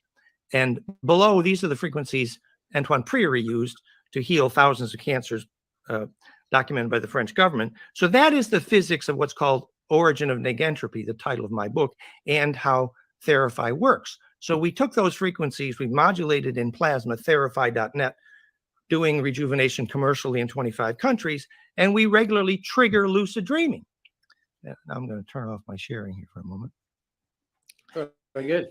And so what happens is the out-of-body experience is precipitated when the aura is centripetal enough and implosive enough to convert the transverse EMF coherence into longitudinal projective interferometry, basically the rainbow light body or the Kesjan body, Gurdjieff called it. And that coherence specifically is measurable when the brain waves implode, and that density is what propagates the coherence. And so the ability, when kids see without their eyes, they see through a little vortex portal inside their head, and that plasma donut is what you take with you when you lucid dream, and when it's at higher amplitudes, that's called a stargate. Very good. It was a the speed of light in his experiment was almost 1.618 times the traditional speed of light, and the means to measure it back in those days was not that accurate. So I propose it was the speed of, it was 1 times 1.618, and that's interesting, Dan. If you look at the data, feedback. Let's get some feedback. Yeah, okay. That's an interesting point here, Dan. What's that giggle for? Well, we said when the dominant velocity faster than light was measured at 1.618 times c, the speed of light, our theory of gravity would then be proven, as Tom Bearden says, longitudinal waves are gravity waves. And then Professor Raymond Chow measured it, indeed, between 1.5 to 1.7. So yeah, exactly. And I think David's making a very good point, how you feel. The point I would make is, as in The 9 Faces of Christ, the famous book, determining how many organs of perception you take with you in your lucid dream, and there was a sequence of exercises in that book, is literally the amount of coherence you generate in what was called the higher being body or the Kesjan body, which now we know exactly what that is. That is the coherence in the longitudinal field. So you can study how to grow your aura to that longitudinal coherence by measurement. And now we know the exact frequency signature. And last thought, the reason Tesla screwed up wireless power globally was because A, he didn't have the frequency signature. He didn't have my equation, Planck times Golden ratio. And B, he didn't know where the nodes were, the cross points, which are, of course, the dodecacosa Earth grids, which are the longitudinal nodes to enable global wireless power distribution. For example, Tesla chose 60 cycle, which was a huge mistake. The frequency at which the voltage required to stop the heart is lowest, whereas 50 hertz is required to grow carbon and all kinds of fullerenes and most common healing frequency for cancer. So we've answered the question. Right, indeed. Well, maybe I think, if I may, that there was a pretty well documented episode when the government dragged Ingo Swann to remote view the backside of the moon, and he came back scared out of his wits and wrote the book. Previously, Ingo Swann was the one who demonstrated he could light a thermistor, literally a flame, with his mind. We called it flameinmind.com, the brainwave, for that reason. So he lit a flame with his mind through a Faraday cage at a distance. And now we know the frequency signature. We know the physics, why the longitudinal coherence could go through that Faraday cage. And by the way, Rick Hasson, who was one of the producers of Stargate, was the coordinator at Gaia TV when I helped found Gaia TV. And as producing Stargate, the letters they used on the ring of the Stargate were the shadows of the Ophanian-Enochian alphabet. And we know exactly the physics, because that was hypercube plasma donut symmetry to implode and project longitudinal. So the physics has all confirmed the stories. Well, activating Merkaba or correspond or dovetail with this conversation. Well, tetracubic symmetry, which is what Merkaba refers to poetically, tetracubic symmetry is essential to stabilizing. It's literally freezing like a crystal. And then on that ladder of coherence, it is possible to put the pent onto the hex. You tilt your head 32 degrees, the chin angle of the Sphinx, and you rotate, and the cube embeds 5 spin into dodeca, and it goes from hex to pent. And then implosion is possible, and then Stargate is possible. And if you don't do the last step, you're susceptible to parasites because you're not imploding. But I wanted to say something previous to this about non-locality. Actually, non-locality here is a name for inhabiting the array. And where you are centripetal in the array is where you have an organ of perception, because you implode, and that sorting at the phase conjugate point is the touch point to the stillness of the longitudinal array. So specifically, the distance to which you can propagate is the wavelength of the longest wave of coherence in that array. So for example, you're inhabiting an array right now, it's called Indra's net, the synapses in your brain. When you inhabit a larger array and you get centripetal enough, then you don't need your body anymore. So the nature of the array is the point, and that array is a longitudinal coherence array. Dodecki Cosa Earth grid is just the. All right, enough Dan Winters for now. We've got Jeremiah's star in a jar experiment about to start. Oh, I gotta All right. So I guess I'm gonna leave this unmuted from over here. Otherwise, it'll be just ridiculously loud. And the way I've got it ramped up, it's already hot. It's right around it's a little over 200 degrees right now. And of course, Jeremy's girlfriend makes him wear lead gloves, right? Come on, lady. What is going on? Don't worry, I got the Geiger counter very close to that thing. It just ticks off the tiniest bits more quickly, so it's. They can wear a lead apron at least. Lead isn't the biggest problem, in my opinion. All right, here we go. Let's ramp this thing up. Let's do it. All right, so I'm not going to run this for that long because it's a rather violent reaction. Tell us about it. What's going to happen? What's it doing, scientifically speaking? Okay, so what's happening right now is there's a tungsten electrode immersed into an electrolyte solution. In this case, it's potassium hydroxide and distilled water. Go full screen, Bernie. Let's get this as wide as we can. Okay, so you have a specific set of spectra. I'm not sure if I can even show this. I guess I could give this a whirl on the live, but a specific set of spectra. So right now what we're doing is burning hydrogen, and we're getting a bit of a potassium reaction. There's a different spectra for helium. So if we can smash the hydrogens together, strong enough towards the cathode, where they actually, after we've ripped off their electrons and flung them back into the electrolyte mixture, which is generally quite charged from the anode, very wide surface area positively, then we can actually smash two hydrogen nuclei together and form helium. And so that's the goal here with this fuser, is that it's using an electrolyte immersion with a tungsten electrode under a liquid, and we're going to see if we can pump it up. So what you'll see is a significant color change. Right now you're looking at orange, and what you'll see is it start to go very yellow and occasional flashes of white, and that white is the H2 to H3, which doesn't happen often, but we get a few bursts from it. So let's take a look and see what happens. Fire up. Let's make some helium. Oh, yeah. Look at that. You can see the whitish, pinkish. With the 3D glasses, it's better. I can't hear anything. It can't be that quiet. What am I missing? Oh, he's got it muted right I am now. not saying anything because I understand that it should be between diffraction grading. Like, that's how we would see this stuff. I talked with him about this already. He needs diffraction grading. He ordered it. Anyway, by the way, I have got apparently several hundred diffraction gratings.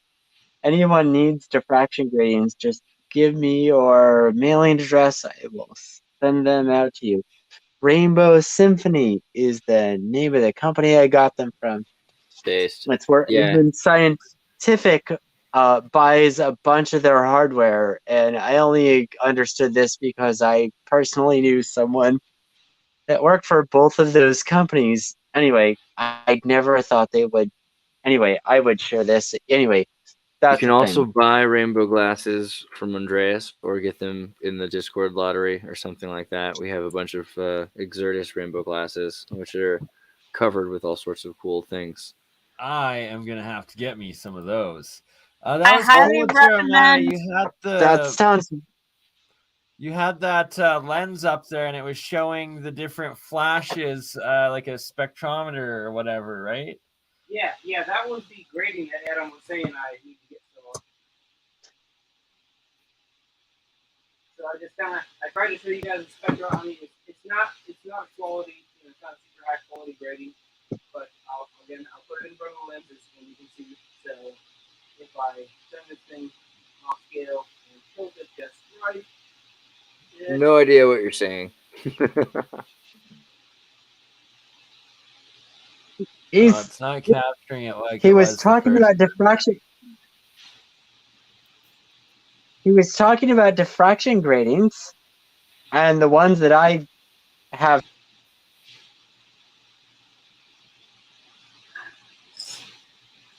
Smells a little weird. Kind of smells like burning plastic. Thank you. Oh, that'd be more than. Hey, Bernie, can you put on the screen for a second? On my solo, maybe. Here's my. All right, that's enough of that. It's well boiling. Okay. I'm getting the H3 Spectra, so You can get a pair of these. Well, did you get a video of the They're oscilloscope? pretty sweet. Rainbow. I didn't scope this time. Okay. Back to the solo. Nice. Yeah. So I'm right. I'm gonna let that thing cool down. It gets when it starts to get into that high energy reaction, it gets hot so fast that it's like a flash boil at the electrode, and so it's you're- very, very hard to control. And can you explain the point of what you're trying to do by what are you trying to do with this H2 to get H3? What is this all about?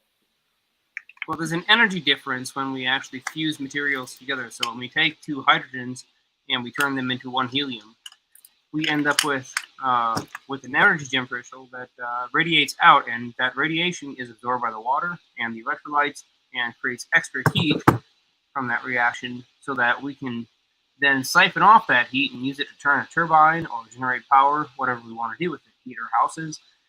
And that's the basic idea, is if we can do this simply and we gain extra energy on top of this compared to, say, running a resistive heater or something like that, now we have something that's going to basically act like an extra energy source slowly eroding away a very available material, which is tungsten. Where'd you get this crazy idea to mess around? What is this helium-3? What kind of DuckTales comic book were you reading helium-3 in? Where's It was who else, me. Who else was into who was into helium-3 before? Where's this come from?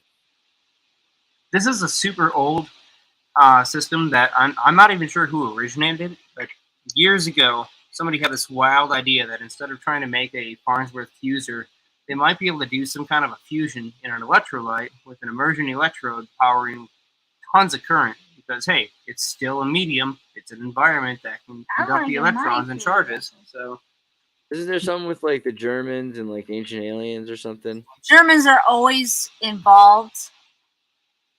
Wait, what? You want to go on camera? Good I'm not catchphrase. German. I'm not involved. I mean, despite my. No, not directly. Maybe episodically. Oh man, Of he's gonna say like German World War One, like to ignore all those documents. I'm not involved in any of this. But Germans and world wars. Remember, their number one thing they said before the Germans, they would take over the world with corporations. Now that's my take on the Germans. Now the Germans never did anything for me whatsoever, which is why I don't have a real farm of any sort, but still I have to pay all the expenses of that. Anyway, Fanta's whatever. pretty good. That's my range. I mean, it is. What? Fanta is pretty good. I mean, Yeah. since we're going No there. arguments All right. there. But okay, in terms of helium-3, it seems like this idea of like what are you ionizing helium for other than storing it's it in water? transmuting hydrogen into helium, which they said is impossible to do. And, well, we're proving them wrong. And then if we're making hydrogen and helium out of water and we can separate those two and collect both of them, that's potential for airships right there. oh man, I tell you, Voila. there's a whole other thing with airships that goes back to Tartaria. Arturus, what kind Elaborate. of glasses are you wearing? These are the Exertus edition rainbow glasses, yo. So it just kind of is refracting all the light points. Oh yeah, it's full rainbow all the time. Double-sided. Lots of interesting stuff going on in there too. Have you ever There's a QR tried out code that brings you to the videos. Have you ever tried out the Chromodath 3D glasses? I have a bunch of different kinds. I settled on just for like the mass manufactured, not in China, by the way. Yeah. Unlike Symphony, these are made in Vietnam. As long as they work, One right? step up. Yeah, I like Vietnam, but you know, I also was working with a Taiwan company. I'm probably going to do some with, because you can actually put pictures, you know, so that it just shows wherever light refraction is of my face or something. So just millions of me. I didn't So really need that. You were so. designing your own glasses? Oh yeah, you got to have your own rainbow Oh glasses. man, You got to have at least my own rainbow living my glasses, because these are dream. the best. I love playing with light. That's awesome. Yeah, they're great. And then again, they have the XR code, so they lead you back to the YouTube channel and videos and all the content. That's very smart branding. That's very Yeah. good. Yeah. Cha-ching. Nice. I love it. Yeah, I'm gonna get some plastic perfect chairs, Halloween too. plug. Yeah, I mean, if anyone wants to put on some high contrast videos right now or something, it's going to look really dope to me and Arcturus and anyone else wearing like 3D glasses. Arcturus? I'm sorry. Who am I looking at right now? Oh, you got your And 3D glasses on, so you can't Andreas I read. can't Zertis read is shit. Arcturus. I like that. It's not Who bad. am I I'll looking take it. at? Wait, I'm Andreas. Yeah. Andreas, I'm so sorry. Remember? We know each other. Andreas, yes, I do remember We've you. had heart-to-hearts, you know. We're like a Yes, David we have Lynch had movie. a couple heart-to-hearts. You're awesome. I'm sorry I Me messed too. up your name. I don't No, even it's put all right. my name out there, so, you know. You can call me whatever, as long as you call me. Forget the lady who said that. But so flying airships, Tartaria, Jeremiah had some like. Was that Okay, Adam? so guys, Jeremiah? I know not a lot of people have thought about this concept, and this is a wild one. John, I know you guys Keeley are had this- skeptical about Tartaria. No, keep going. Well, let's just say beyond Tartaria. Let's go to something a little more recent. John Keeley, a name that is quite dividing amongst the research community, because some people think he was a fraud and some people think he had the real deal. He kind of lives in that weird realm of misunderstood technology, just like the guy who built Coral Castle. And Ed Leeds geez, Scallon. what's his name? Ed Leeds Scallon, thank you. So Ed Leeds Scallon is in that same kind of category. They both used a particular type of technology. Leeds Scallon used a set of acoustic resonators in conjunction with electromagnetic coils. And we have a multitude of systems, but John Keeley primarily focused on sound. And it turns out, if you think about it, there are a series of papers which say if you pump a huge amount of photonic energy at a monochromatic wavelength inside of a closed photonic chamber, that traps that light and causes it to bounce back and forth a huge number of times. And you combine multiple light sources. Think about, same kind of thing inside of a laser. Just imagine a laser is built, but the light never escapes. So the actual energy that's contained within that plasma channel or within that area filled with photons is way stronger than it would be outside at, say, flat space-time. So the general idea is now you have a system which suddenly seems to have extra mass because you've put in a bunch of electromagnetic energy in the form of photons. And at a certain amplitude, you're going to begin to see small effects where the weight of that chamber starts to drop.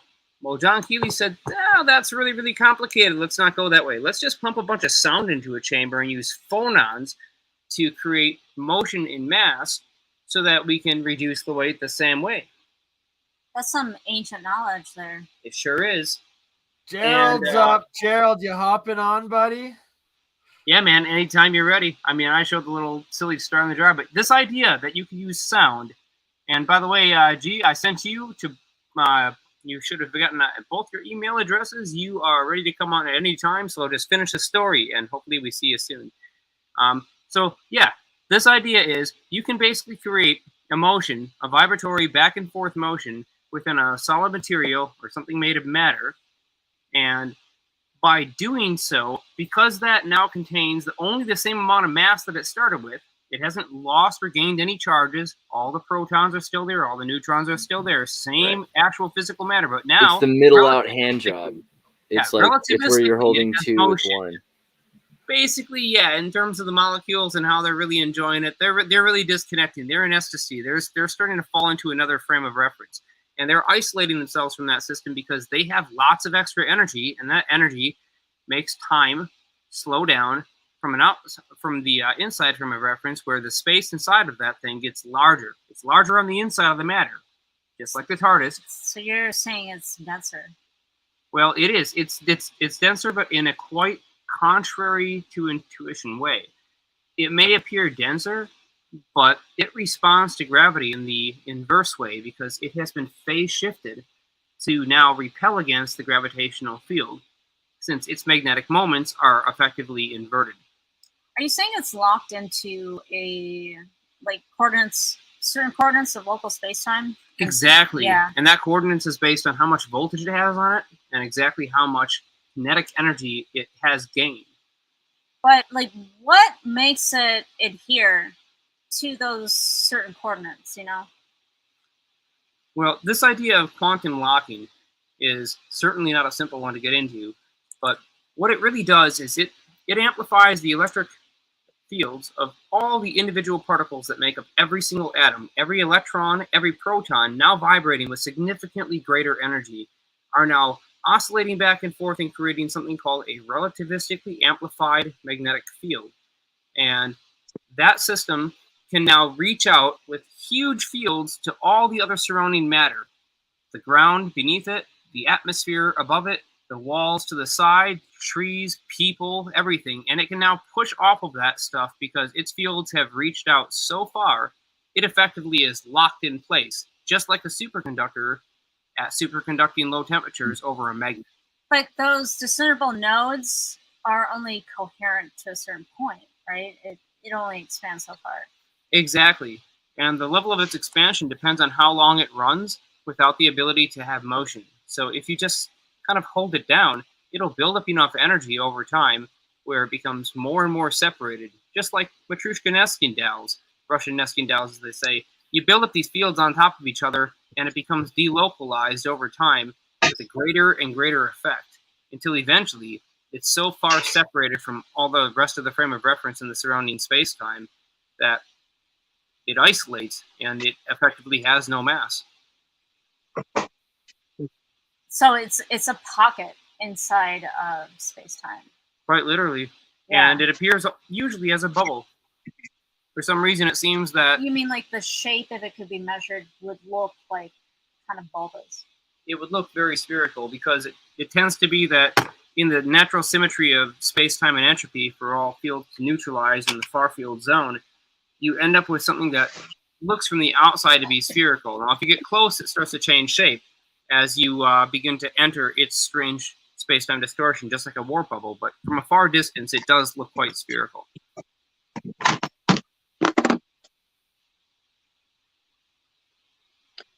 So, just kind of curious with what you're describing. Anyway, my camera's not working, is it? That's fine. We're not on camera either. Well, I'm going to disable it so that it doesn't. Anyway, I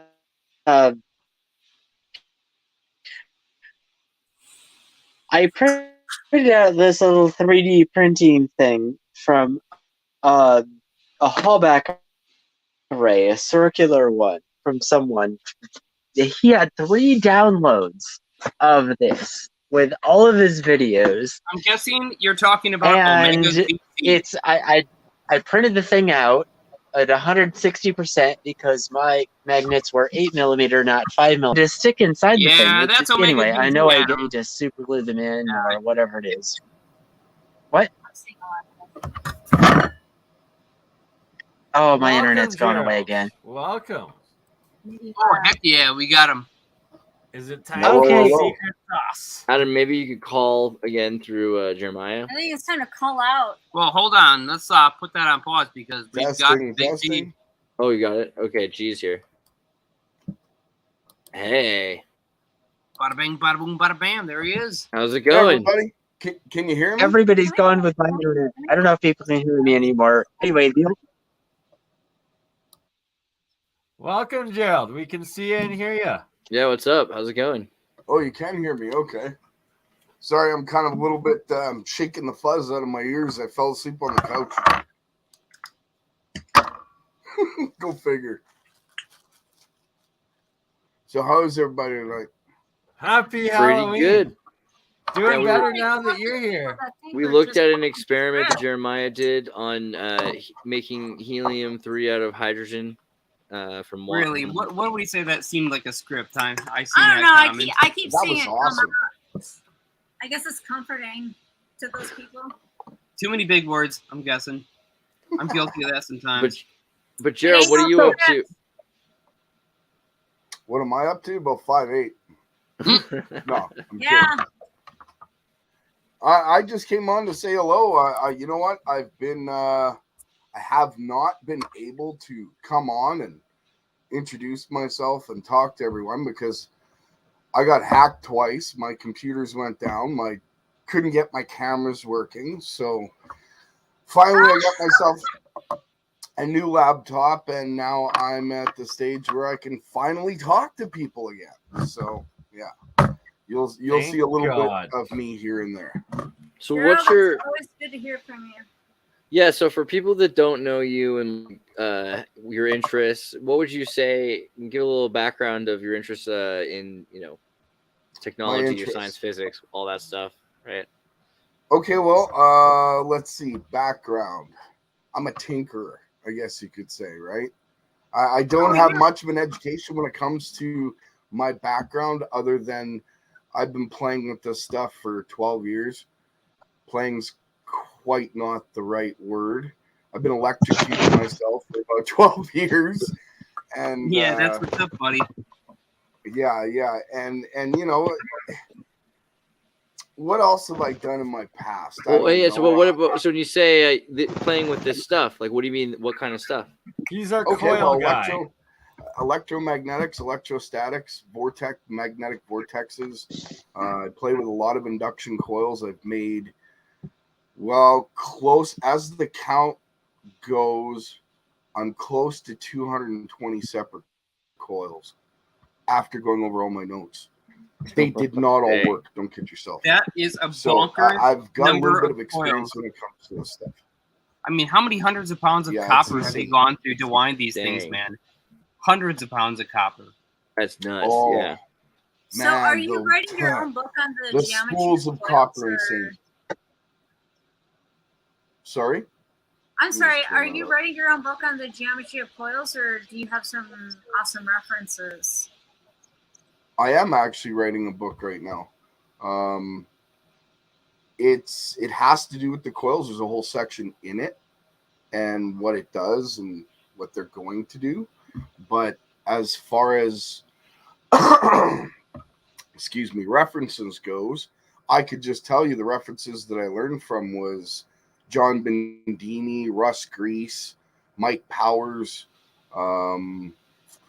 Let's see, who else was an influence in there? Steinmetz was an influence in there. Most of the greats, honestly. I stand on the shoulders of a million men. I'm just another guy in his garage working on stuff that managed to get somewhere, I guess. Or maybe somewhere, we'll just say. Pretty much every single great product of the 21st century started in some guy's garage just trying to mess around with something you thought could work. So where are you trying to go with it? What do you want to do with it? You believe in anti-gravity, or are you trying to do free energy? Nikola Tesla was also one of my great inspirations, and free energy is how this all started out. That's what I was searching for originally, was free energy with these coils. And I got into all kinds of different experiments. I've probably built every free energy device on YouTube that there is and destroyed almost every one of them because none of them worked. But when you got into coils and and I've also gotten into alternators, which is a whole other story. That's a neat little system in the way it came together. Like, everyone here talks about dreams and how they can influence you. Well, I built a whole generator influenced by dreams entirely, and it works. And it's an alternator that runs off an electrical treadmill motor. It has 3 alternators that run off of it. One alternator charges the battery bank that runs the whole system, and the other 2 alternators charge 2 large battery banks that are in the next 30 days, I'd say less than that, maybe 2 weeks, will be operational and running my house. So I'm at that stage with that. When it comes to anti-gravity, that was more of a, what's the term I'm looking for? Not an accident, because it that would be wrong to say. It was more like an enlightened find. Like divine Because timing or something. Sorry? I'm sorry. I don't mean to sound religious, but like, you know, divine timing happened. It happened. Or just a natural consequence of, you know, Yeah. you invent one, the other comes with it. Yeah, actually, it's funny you say that, because I would call it the manifestation of divine abundance. That sounds about right. Yeah. So, yeah, and when it comes to the coils, well, again, dreams played a big part in it. Do you have a schematic for that you could share? You know what? That's like 1 sec. Let me take some water here. Sorry, I'm sorry. Do I have a schematic? Yes and no. I have a system. I know to put asking these for a together. schematic of like, Well, that's like everything is like a really tall order, but still, Like maybe you guys have a talk kind of thing. Okay, so it's like this. That's what BurnEye referred to earlier as the secret sauce, right? Well, everybody knows that when you're making a sauce and you're working in a kitchen, you don't just throw a can of tomato paste or tomato soup into a pot and call it a day, right? You got to put in the base. You got to build up the sauce. Then you got to simmer it, render it, and then it sits before you and it's complete. So basically, if you want the secret sauce, it's going to take some groundwork for me to lay before you guys can understand exactly how this is going to work. I could just give you numbers. I'm hungry, but I want that tasty mouthful, so I have some patience. And let's face the major difficulty here. This is a matter of linguistics. As usual, human language is the tragedy of communication. I mean, that's the truth, because we all have different ways to describe things, and trying to describe something that's particularly complex and putting it in the right set of words that can universally be understood is quite an undertaking, especially when it's kind of existed in your head as a series of images. And, you know, just think about trying to take the way that Tesla looked at things and describe that in a simple sentence to somebody. So that's the difficulty we're up against, but we'll get there. And he can definitely, I believe in you, Gerald. To get him started, you can bring it together. Tesla was a genius. But like, is it divine knowledge that he thinks maybe, you know, he needs to be discerning about? Well, it's got to be accurate, right? Because to be useful, it's got to be actionable, and that means it's kind of got to make sense to a lot of people, and that's a very choice set of words. So where do I start? Where would you guys like me to start? Would you like me to start how the coils came about, or would you like my piece of presentation I was going to put to APEC? That would be dope. It's kind of that'd be fire, actually. Okay, so that too. I'm not going to give you the full presentation because there are schematics and certain emails that I have to send to Jeremiah for him to show certain things for me. So you're just going to get a very condensed version, so to speak, right? Let's see. Yeah, he's working on the raw peripherals here, so he's not really set up to do all the share screen or slideshow or anything like that. But No, right now we're just going to go with it, basically. Oh, okay. I thought it was on a screen share. Okay. That's the restriction. Yeah, so I'll get those things and we'll go back over it. So I have to give you guys all an apology before I start, because last night was up to 2 o'clock in the morning with sick kids, and that's why I fell asleep and I'm late. So if I'm a bit foggy, I apologize. Let's see here. You want me to start this? Well, essentially, we've all been working towards searching for or experimenting with the key that unlocks the molecular bonds to the infinite energy structure that governs our universe. So, which in turn, in my mind, as we said already, is a manifestation of the divine abundance. For tomorrow belongs to the people that prepare for it today. And I believe that's us. So how do electrons push through a wire and at what speeds? When you flip the switch on a circuit, we dump a bunch of electrons into one end of the wire, and at the same time, the electrons in that wire, sorry, let me reverse that. We dump a bunch of electrons into one end of the wire, and at the same time, the electrons want to spread out, making the wire neutral once more. But instead, they move in a symmetrical, evenly spaced kinetic motion. Now, in order to achieve a steady state current flow in the wire, equilibrium can never be allowed to be achieved.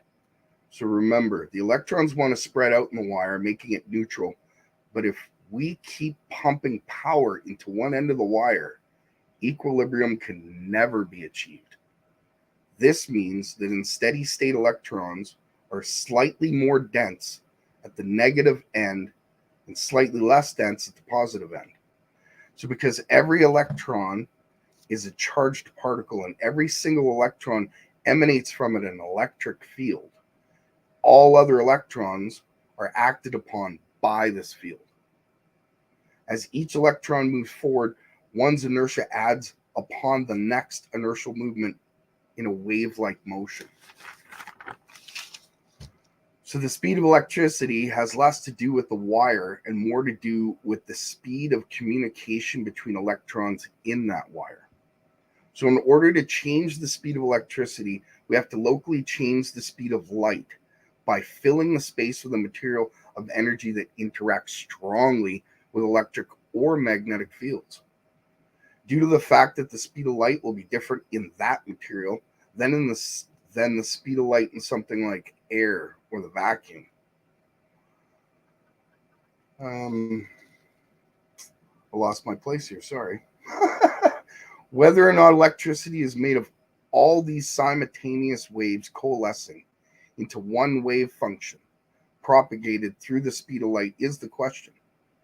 Light at different frequencies travels at different speeds in different media.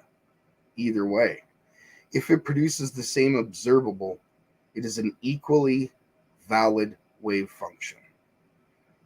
So to add to that would be through electromagnetic acoustic resonance, electron spin resonance is achieved, which in turn gives rise to nuclear magnetic resonance, making way for dynamic nuclear orientation. So that's kind of the beginning of the presentation I was going to put for APEC. There's more to it, but I wanted to just sort of get that out in case anybody had questions so that I can give an understanding on that. Does that make sense? Man, was that good, man. Hey, comments in the chat, all caps. If you got questions, all caps. Make them easy to spot.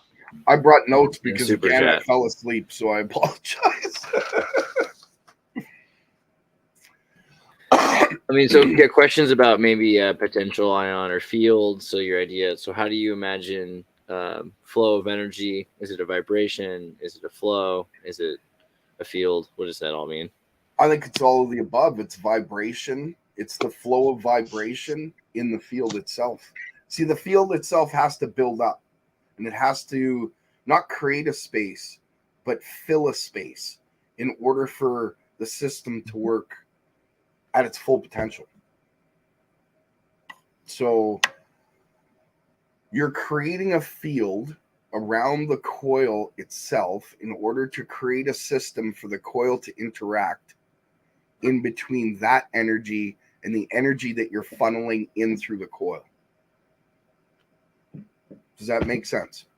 Yeah, and what do you think about entropy in general? I mean, do you believe in entropy, or is it really like just deviation? Actually, entropy is part of the system, but you use it as part of the system.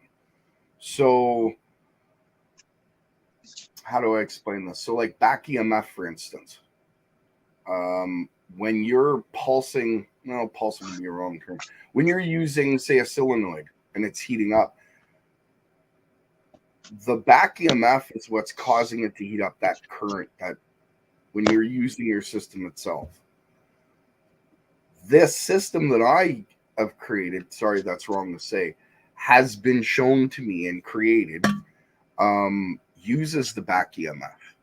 It actually uses 7 different instabilities to become stable itself. It uses the skin effect. It uses parasitic capacitance. I apologize. The other 5 on my list I don't have in front of me, so kind of a brain fart at that point. But it uses the instabilities that in electrical engineering we try and get rid of, try and negate, so that we can have a system that works stably. Well, I use those to make this system stable. Any other questions? I'm putting some up on the bottom of the screen if you see them. So it says electric run all, but startup off the 1 kilowatt needs 850 watts to get that 1 kilowatt on generator, and why we don't general use could put 4 together get 1 kilowatt, but wait, man, it's not like you needed to be that cryptic. We could have tried to. I'm just trying to understand how to put that question into an answer. I know what you're trying to do, kind of 4 and 1. We need to look at quarters again, but so 850 to get 1 kilowatt. Okay, so you're trying to get an extra 150, and then why can't we use 4 together to get 1 kilowatt? So why can't you get surplus energy from 4? I mean, this is grasping here, trying to grab, but I think that's what they're saying. They're talking about gas powered generators. Why we can't use. I misunderstand. Dang you, Troy! How dare you dare us to extrapolate on such a profusely grammatical question? Any odd effects during any tests you can recreate? Any bugs or corollaries, overlaps, or echoes? Good question. It's actually one of the reasons why it hasn't been. If it matters, hang on one sec. Let me finish this answer. It's one of the reasons why things haven't been just given out easily, because there's safety mechanisms that are being tested and put into play now. Without them, I wouldn't feel right giving this away to everyone, because if you don't have these safety mechanisms in play, you could really hurt yourself. I don't know if you can see it now because it's starting to fade, but both of my arms were damaged heavily on my skin and my wrists, as if I had put my hands in a bubble at a 45-degree angle. I got liver spots, or I guess that's what you would call them, on a mass scale on both of my wrists. They've started to fade. I didn't get sick from it or anything. Really itchy though. And only God knows how long or what sort of damage has been done over long term. So I've been working on safety mechanisms in order to negate that entirely. And I think I've gotten it down. So soon enough, we're going to have these plans out to people. In fact, going over with Jeremiah, and I'm having them pressed out this week. I'm getting templates made to be handed out to individuals for the coil system to be made like kindergarten style, real easy like. So that's going to be coming in the near future. But all the groundwork for all the safety mechanisms had to be done first, because if you're not following them, well, you're playing with fire, right? And electrical fire is a dangerous kind of fire. Yeah, you're playing with plasma, essentially. It's through the skin effect. The whole system itself is like, it's plasmatic when it's completely fired up. When it's running, I wouldn't touch it personally. I've had an experience actually. I wonder if I should mention that. Should I mention that, Jeremiah, that experience? Sure, you should mention. Yeah, you know, I would keep the one specific one that you're working on now out of it, but there are many others that I would say definitely mention. The side effects of doing this. Okay, I'll give you a for instance. I was working with high voltage, and I had grabbed it I grabbed the coil through reflex because it was going to fall off the table.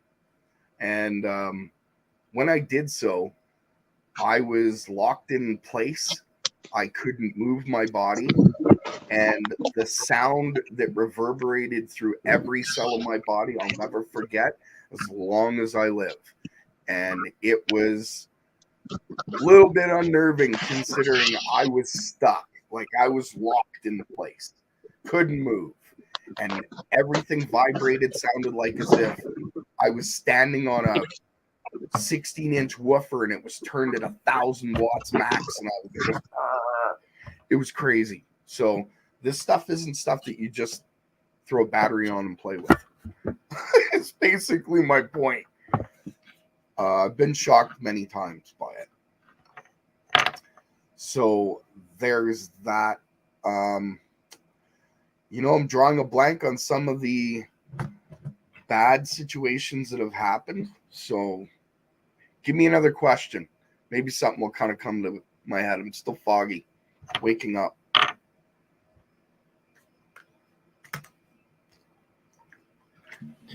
In terms of electrocuting yourself, some of the things that you're trying to do, maybe that led to that. I'll give you a for instance. I was charging capacitors. Okay, so this coil, I shouldn't say this coil system, one of the ones that I was working on has 12 separate ferrite coils that go around the outside, and they all had capacitors on them. And at one point I was testing to see what size capacitors I could put on there and how much power they would take. And I got to the point where I was blowing them up for fun. How long can a capacitor hold energy? Like, I've heard that people can open up their motherboards with their on their computers, like their power units, and then maybe haven't touched them in like months or something, or a year even. But that the capacitor could still have a lot of charge. Yeah, it depends on the system itself and how that circuit's wired with the capacitor, and that will define whether or not the charge is held or actually bled off. Most systems are set up so that the capacitor bleeds off, but not all. What would you do if you were trying to build a capacitor that was designed to hold charge for like ever, for instance? I don't know. I have never built a capacitor itself, honestly. But if I was to build a circuit with a capacitor to hold that charge forever, I don't know. That's an interesting question. I can't answer it. I'd love to give you more, but there's an in-depth answer on that. It's not just a simple throw a diode in there and lock in the power and hope that nobody touches it while you're doing your thing. But no, I can't answer that question definitively. It's too broad of an answer for you that I'd have to give. There's a lot of background to it, right? Electronics are fun, but there is a lot of parameters in electronics that if you don't know, you're not going to get anywhere. I used to bridge amplifiers together when I was younger. And I had a room that had 36 speakers in it because I was trying to go for absolute perfect surround. And it was an interesting experiment, I'll tell you this. Bridging the amplifiers together, I found out a lot about electronics that I didn't know. I blew a lot of amplifiers up when I was younger. So when you bridge them, is it mainly because too much power is running through the capacitors, or what was the problem when they were blowing? I don't know. That's a good question. When I was younger, I didn't know a lot about theory. I didn't know a lot about how things were built properly. I was one of those garage monkeys that would try and slap it together and see if it worked. So a lot of the time I'd fry transformers, pop resistors. I was doing a lot of things I shouldn't be doing. So yeah, I don't know how to answer that question other than putting it in front of you and going, this is what I shouldn't have done, and this is how it blows. You know what I mean? I was not an electrician when I was younger whatsoever. I'm not now. I'm somebody who I intuitively look at what's going on around me and try and find the answers to it. I love puzzles. And this was a puzzle I couldn't give up. And the things that I found or came across while using these systems, well, I wouldn't say they're unique because they're written in many different scientific papers, but they're definitely out of the realm of normality by far. So what can you think of anything they're used for in general, in military or in sciences? Yeah, I try and stay away from the military sciences. I would definitely say there's about 5 aspects that could be studied that would accelerate. I wouldn't say mankind, but definitely groups of mankind. One sec here. I got to step out for just one moment. Please excuse me. No worries, Gerald. I know Charlie is going to be pretty chapped that he missed this one because he had so many questions for Gerald, and well, you screwed up, Charlie. We needed your Ghostbuster vacuum device today, and we would have given you Gerald, but where are you, Charlie? Where are you? Any thoughts or comments, Adam and or Jeremiah, while we're waiting? Sorry about that, guys. It's midnight where I'm at now. I guess I was a little bit loud, so I'll try and keep it down. Can you guys hear me all right? Oh yeah, for sure. Yeah, I mean, if you want to elaborate on what you think the 5 things that would accelerate mankind or groups of them are, that'd be interesting. Yeah, I hope I didn't stick my foot in my mouth on that one. Some things I don't like to divulge because I wouldn't say they're dangerous, but they could be used for dangerous means. I mean, there's a free energy aspect to this. There's a alternative propulsion aspect to this. There's also a healing aspect to this. This is something that I've tested, done. I had a volunteer in the beginning of doing many different tests. This person had gout on their foot, and they did everything they couldn't get rid of it. It was a big pain for them. And I was watching lots of material and reading lots on William Reich, and the healing devices that were out there, the Priority device. I don't know if you guys have heard of that. And so I had dug up some frequencies from Raymond Reich, and I was doing experiments on myself, so to speak, just testing to see what the system would do. And my friend was complaining about his gout, so we put it on the frequency 432 and just lightly run it over his foot. Did it for about a week every day for 5 minutes. And his gout was completely gone after that.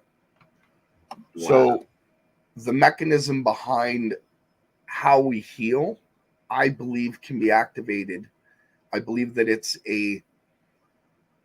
an ability that every person has, and it can be activated or pushed. No, push might be the wrong term. More, I'm trying to think of the right word. Sort of just gently brought out, and as soon as it's activated through an outside means, kicks into full gear, and our bodies do the right thing of what it's supposed to. That's kind of what I believe how the system works. But again, there's lots of tests that have to be done on that aspect. The other 2, I think I'm going to leave out for now. That will come later on. When I start sending out templates for people to make and do their own tests to confirm or deny that the system works, whatever. I'm fully open-minded to criticism by far. Then I will do a full presentation on all the aspects that this system does and doesn't do, and the safety and harm that it could do. So I will leave those two aspects out for now, Andreas. I apologize, but it's probably prudent to this conversation. You gotta be safe. You gotta be careful. I mean, that's the thing. A lot of these ideas are on the verge of being accomplished by so many people, but there's such an expense to it. It's a license to get access to the work. So there's such a few group of people that actually are going to be able to push over into that. And it's all simultaneous with Klaus Schwab's, you'll own nothing. Oh, yeah. And be happy, right? Yeah. Learn nothing and be happy. Well, I don't believe in that. Sorry. When it comes to free energy, I wouldn't classify this other system talk about as free energy. I'd say it's more efficient than free. The alternator system, it could run, theoretically, it could run a full house. But you still need some sort of like power to uptake it, for instance. The way that it works is it uses a small 48 volt battery bank that runs the treadmill motor that spins the 3 alternators. One of the alternators has been rewired to 48 volts. So as the system itself is running, it's charging the 48 volt battery bank that's running the system. So the additional 2 alternators that are running off that system, you could call them free. I wouldn't call them free. I'd call it efficient. Because as the system's running, you're charging these 2 large battery banks that have nothing to do with that 48 volt battery bank. And it's not costing you anything. So I just say it's efficient. I wouldn't say it's free. Quacks like a duck, but it's not quite Alchemy. All right. Yeah. Well, you know what? If once people build that system and confirm it, or again deny it, then I can say for definite that it's free energy. I have 3 people that are building it right now. So when they get back to me and all the videos come back, that's when I'll be presenting it as free energy, or not, maybe just an efficient battery charger, a glorified battery charger, if that. That's a safer way to do it. Mass manufacture and put out a Kickstarter out with the PDF file or something. Well, when it comes to that system, it's everything you can buy off the shelf. All the parts, everything. You can order off Amazon or go to your local hardware and buy everything you need. Go to the auto wrecker, that kind of thing. Yeah, when it comes to the coil. Sorry? Oh, it'd just be cool to be able to retrofit something. Hack something into it, Yeah. So I want to point out something about that system. With alternators and a prime mover, there's all kinds of videos on the internet claiming one alternator, one motor, somehow magic over unity system. And there are fundamental problems with that. So here's the thing that I can tell you will never read about or hear about unless you go way back and look at some of the old patents. There's something called a kinematic field. And there's also something called dynamic nuclear spin. Mm-hmm. When you have a rotor inside of an alternator, just consider that thing as a current carrying rotor, which has wire in it, and a stator, which has wire in it. All that copper is made of atoms, and those atoms have nuclei, and those nuclei have spin. As the magnetic field flux rotates around the rotor from its position and moves through the stator, those little nuclei get recessed, and they produce a field that reaches outside of the alternator and extends to a surprisingly large distance. Now, this field is so fast because it is, again, on the subatomic nuclear level that you would struggle with all of your might to detect this field. But it's there. And if you can synchronize multiple units and basically get them to act as a coherent set of rotating mechanisms, you now get a new field that doesn't exist otherwise independently of each one of those separate units. And that new field, because it is in a superposition, does not obey all the principles of our classic thermodynamics or our conservation of momentum, because superposition fields are well known to have these kinds of violation principles. And so this is one place to potentially look for all the academics that want to say, well, how in the world could this energy be coming into the system and why might it actually be happening? Consider the superposition of all of these nuclei spin fields and spin waves traveling through the vacuum of space, or that distance between alternators, if they are aligned, so that you could potentially utilize all that momentum that's otherwise not part of the electrical circuit. Well put. You also brought up another point. If you look on YouTube and you see all these alternator videos, they're usually a single motor and a single alternator. That will never work. You can never get more out than in that sense. That's why I say the system's more efficient. I use 3 alternators, not 1. And the system runs into itself. So it's kind of, I know I'm not giving it justice by not showing you a video or pictures of it, but it's a pretty compact system, pretty close together. And all the points that Jeremiah brought up, very valid. I believe that they, from one to the next, they complement each other, so to speak. I don't know if you can punch up video burning on it or not if you wish to. It would be on my channel. It might be a bit of a pain in the butt, so maybe we'll leave that. Are you driving them with direct current or pulsating DC? Sorry, have I tried? No, how are you driving those coils? Oh, okay. Is it direct current? Is it pulsating DC? Is it It's pulsating DC through an NPN transistor from a function generator. What's your okay, what's the what you'd call it? The NPN transistor? No, like your percentage. I'm trying to think of how the phrases work of like how on versus how off it is. Your duty cycle. So I'm 50% on, yeah, 50% off square wave. That's what I'm using. Okay. Basically an on-off switch.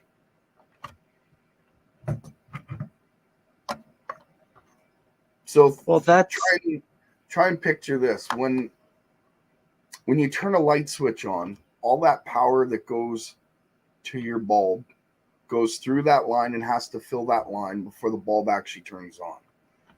So all that line being full, when you flip that switch off, that power that's sitting in that line has to go back to the neutral. And it goes back to the neutral super fast, almost the speed of light itself. So when it comes to using the coils, you're turning it on and filling all that wire and then shutting it off really fast. You're pulsing power and creating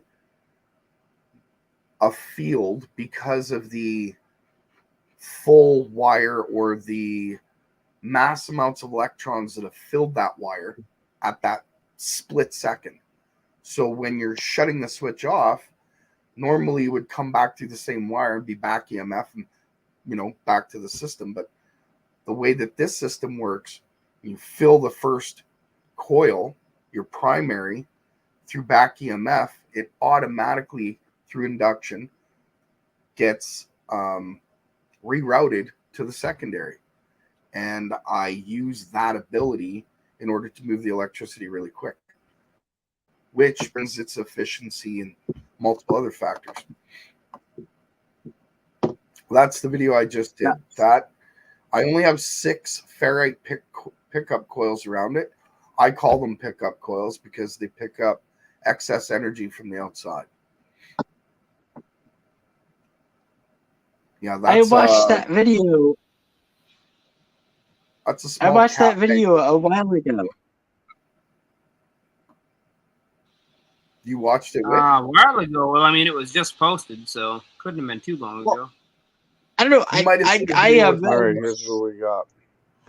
The YouTube Well, hard to algorithm explain. apparently connects me with fantastic people. Every meter here is attached to a pickup coil that's wrapped with 120 lines of 22 gauge. I've only got 3 meters, but there's 6 pickup coils.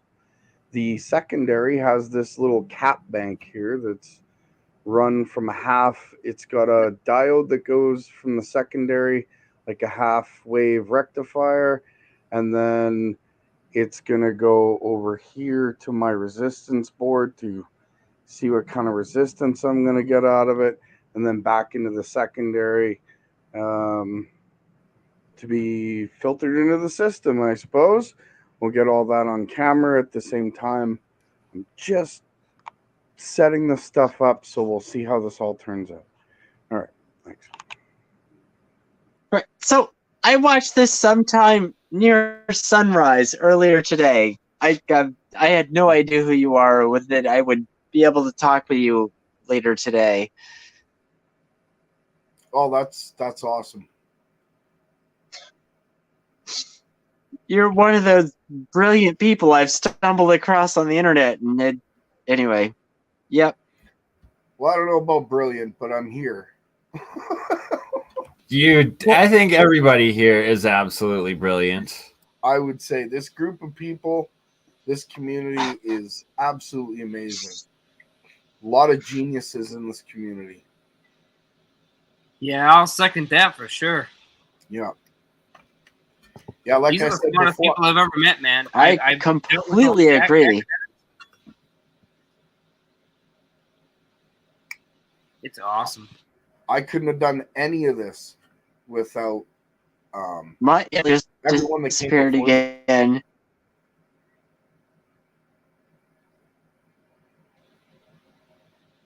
Bye-bye, Adam Signal. You have to go. Space cases on the drift and no one knows. Yeah, is that who's in the background? Is Adam there? That Wait, was Adam. hold For some on. reason, he didn't recognize your name Right. or your voice, but he's talked with you before, so. Yeah, I remember actually. Yeah, that's Adam. I've never talked with Andreas before.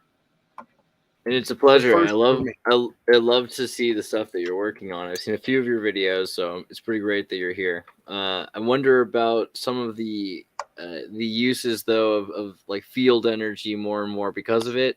It only opens up more questions for me. Well, one of the aspects, I guess I could let a little bit is, as far as I've found, and has been experienced and tested by others, it creates a sort of force field. Right. That's terrifying and awesome because you could use that for so many things. Yeah. You can't use a radio near it when it's on because you hear it in the radio. Blocks out the radio even. Wow. Yeah. So AM, yeah, I can pick it up on AM. I can pick it up on FM if it's close. And cell phones, let's just say I don't use them when the coil's on. I've gotten. Okay, well, I guess we gotta pop this one in here from Redcap Goblin. And what a question this is. Ever displace time or have any temporal effects? And that is a very relevant question, Mr. Goblin. Should I even discuss that issue? Maybe just until they cut us out. Yes. Yeah, and even like maybe of shifted realities or as broad you want to go, however you want to take that. I mean, okay, I'll tell you a story. Halloween this begins. is a good one. It's not that long. Take it with a bag of salt, of course, right? Bags of salt are really heavy. I'm sorry, I just got back into the room here, but like a tiny bag of salt really is heavy as hell. Well, take it with a big bag of salt. It's not to be taken lightly.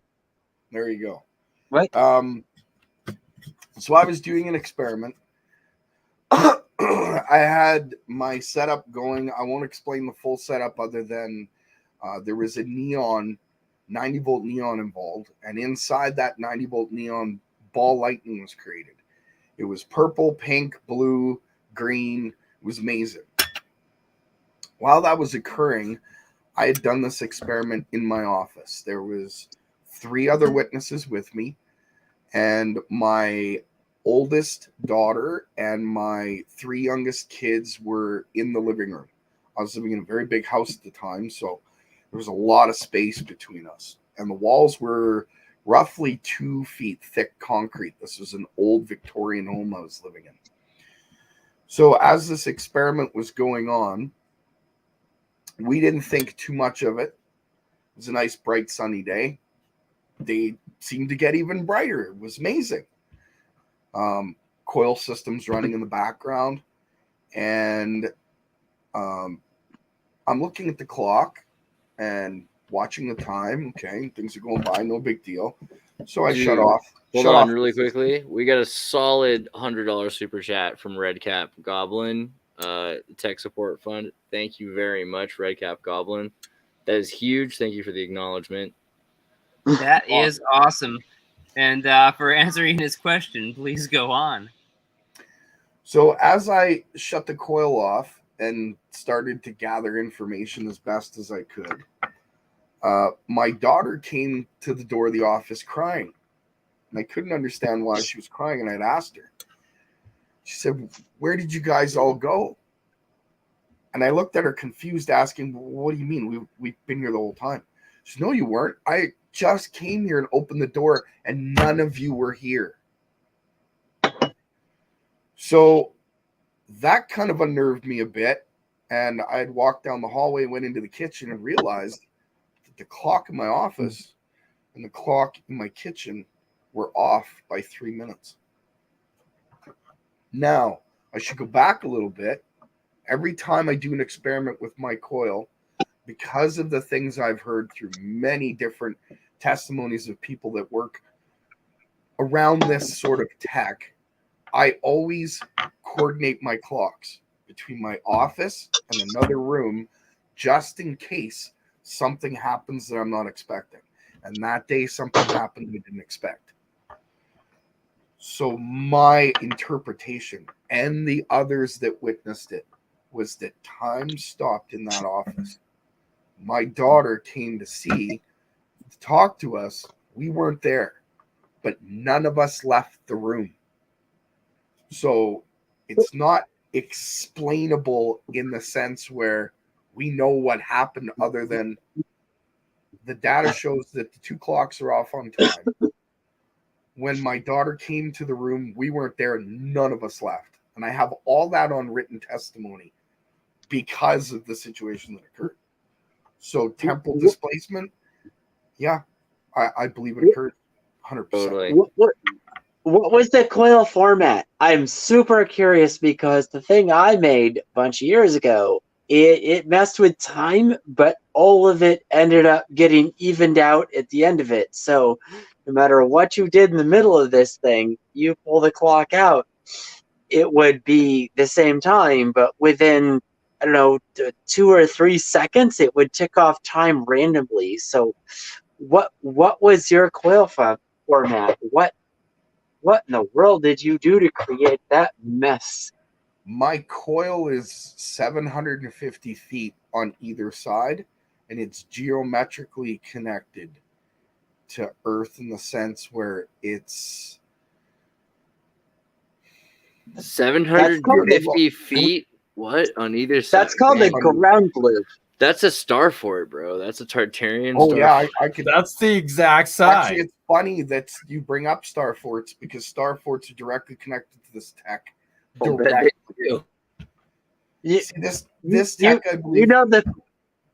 You know the people that are hosting this channel, and if you've watched it a while, the star fort thing, my goodness, like, you can't stop them from this sort of ideas. Nor there's been can a lot you of great stop stuff me. on liquid mercury and star forts and the rotating forts. I've been to a number of forts myself. I went with Stellium 7 to the Spanish fort off the coast of Javia.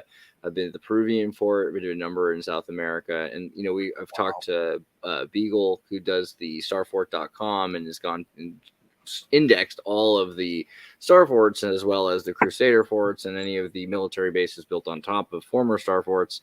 So there's a lot to be said about the idea that they're used for electromagnetic, and the towers next to them. I mean, the lighthouses is a whole other conundrum, but it seems like they're associated for this as well. I believe those lighthouses are obelisks. They're energy transfer systems. It's kind of the way that star forts worked. I know of another star fort that most people don't bring up. It's not hidden per se. It's in the front of everybody, but it's not talked about. It's in the middle of the north. It's way up there. So star forts were everywhere. Like, this thing's close to Antarctica, for Pete's sakes. So, I mean...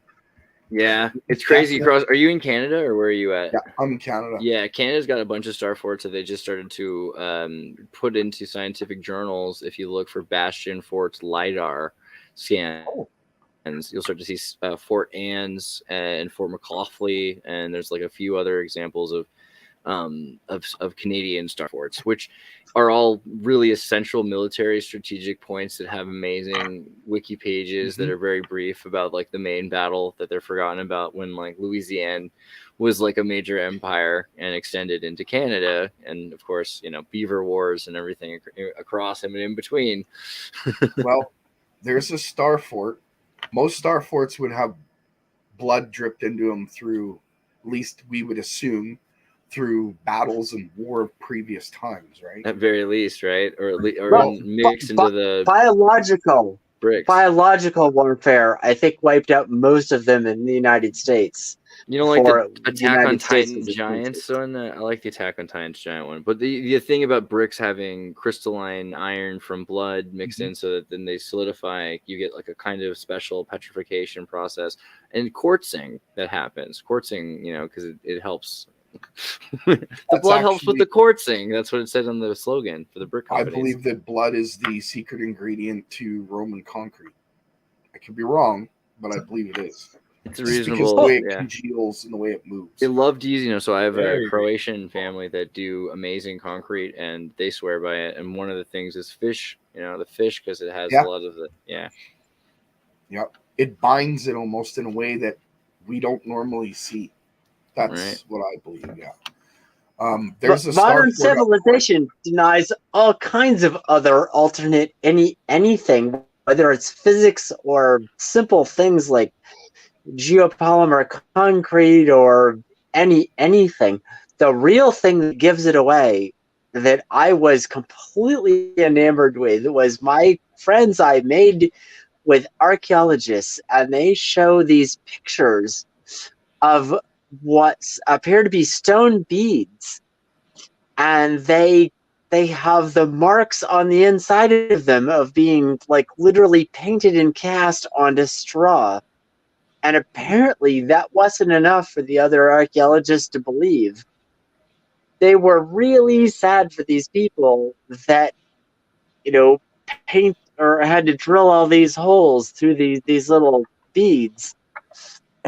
And it was absolutely hilarious when they figured out that no, they weren't drilled in, they were painted on, and then the straw was broken out from the middle, and all the rest of that. Anyway, I was a web forum person-y thing that ran their website for a long time. I've got the MySQL file for the entire discussion for all of that stuff, and it just absolutely breaks my heart that there's like, you can go out on archive.org and get a bit of this, but most of the stuff was cleanly lost because it was all contested and nobody believed in this stuff. And anyway, great archaeologists with fantastic reviews and all the rest of that. And they were actually worried that people would kill them.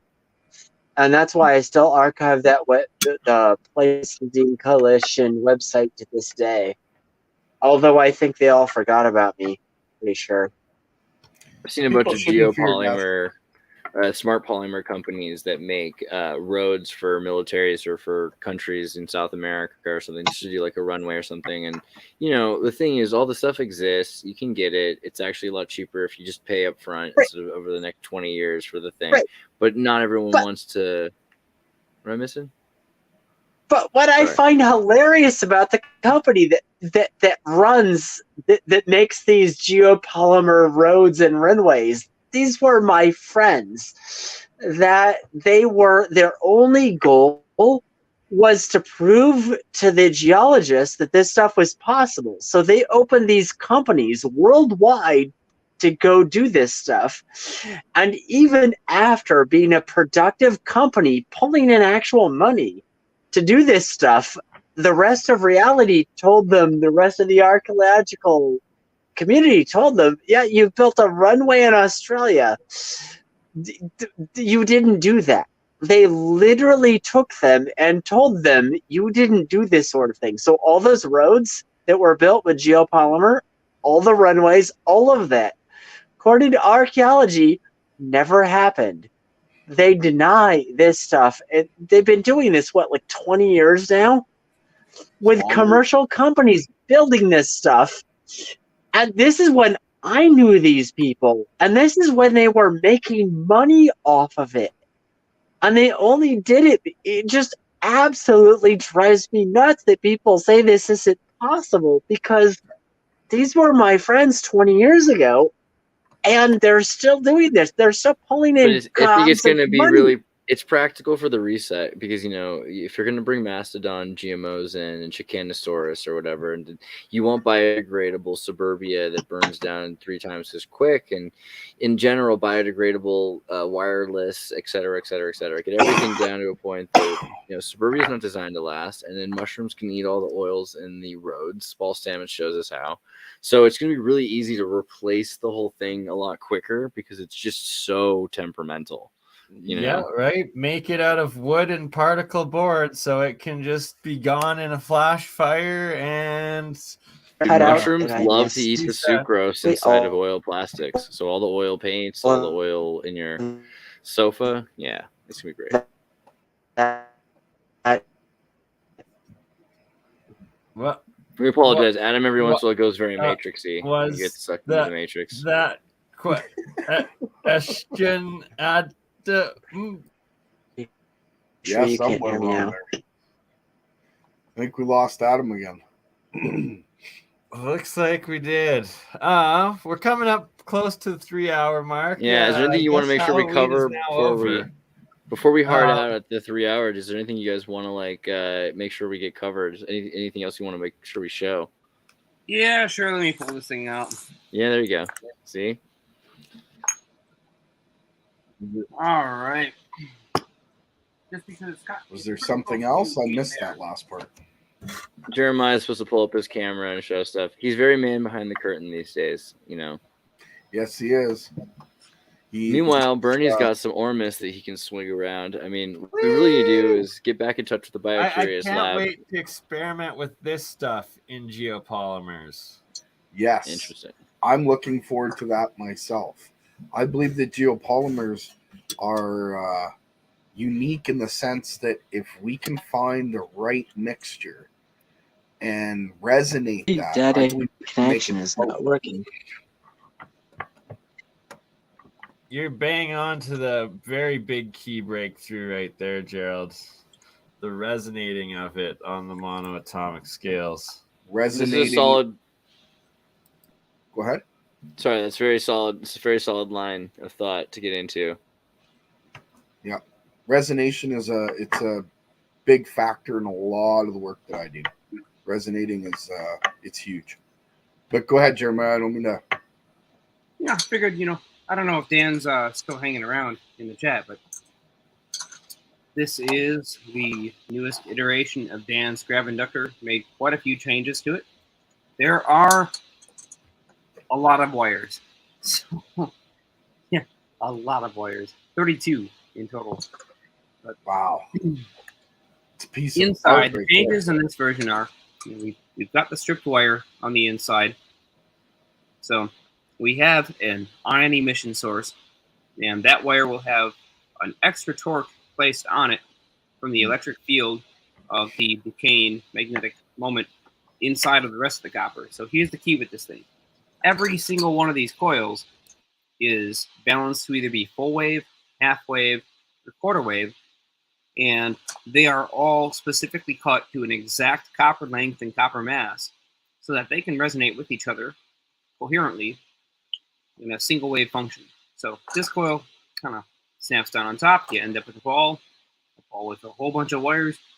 And right now I'm leaving them at their full length, but ultimately I will terminate them in the inside of the globe. The only trouble with that is I have to slice off exactly a scalar resonance amount of each of those wires. So if I say on my hemispheres, which have twice the wires, this is again Dan Foster's design, this hemisphere has exactly twice the copper on it of this pancake coil that we're looking at here. And this pancake coil has exactly twice the copper on it of this column coil that we're looking at. The column coil is spaced to a diameter and a height using exactly half the length of copper that the pancake coil is wound with, so that it just doesn't quite touch the inside bare wire. Because here's the thing, this bare wire hemisphere, both the top and bottom half, these are AC coils. So they're carrying line voltage, 120 volts AC in the US. So the inside coils, they're carrying DC voltage, ran off an isolated power source, a battery pack with a variable resistor or with a small buck mode power supply. And so they're just setting up a basic field. Now inside we have two pancake coils. Let me see if I can coax these out of here. There we go. So we've got two pancake coils. You're seeing 4 layers. But anyways, these pancake coils are configured so that they're basically faced back to back, and these two halves, both this side with its pancake, this side with its pancake, are identical to each other and just simply placed back to back. They're also wired identically. So if you were to place this all flat on the table and wire every single connection, they would basically all end up parallel and with the exact same connection points. And by placing them like this, we end up with 2 north poles compressed directly between these 2 coils, which have nowhere to go, and 2 south poles on the outside, creating a pseudo monopole. The column coils here do the same thing, but here's the key with this system. Well, one more anyways. The inside of the hemisphere is the opposite wind direction of the pancake that faces it. And the column coil's outside facing winding is the opposite direction of the surface of the pancake that it's mounted on. So what you end up with here is a whole bunch of fields where you got a north on a north and a south on a south and a north on a north and a south on a south, all the way up the stack. So you have a whole bunch of fields that have nowhere to go, canceling wave functions. And when you cancel a whole lot of electromagnetic energy in a very small volume of space, and it has nowhere to go, it's got to go somewhere. You see the power going into the system, you see the meters going up, and you see energy being lost here, not as heat, but just seems to be disappearing. So where does it go? Well, there is an answer to that, and we call it the temporal field. Now, the temporal field doesn't exactly exist in our modern physics. We don't really talk about such a concept because we consider that the energy levels required to produce any kind of displacement in time whatsoever are tremendous and unobtainable. But this effect is possible because we can actually access, through the tuning of oscillating fields with exact amounts of copper mass between these sets of coils, a dynamic nuclear spin, which down on the subatomic scale happens to have the energy density required to produce these kinds of phenomena. And so here we actually do have a way to access something that can affect the stress energy tensor and begin to modify the variable refractive index of space-time using fairly simple off-the-shelf things like speaker wire, hot glue, super glue, and a whole lot of wires. That thing's gorgeous. It may seem complicated, but really what we're looking at here is canceling out a whole bunch of fields until we end up with enough stress energy in a local volume of space where we can begin to start and really screw with the way that each of those spin nuclei or their magnetic moments can couple with all the external gravitational fields.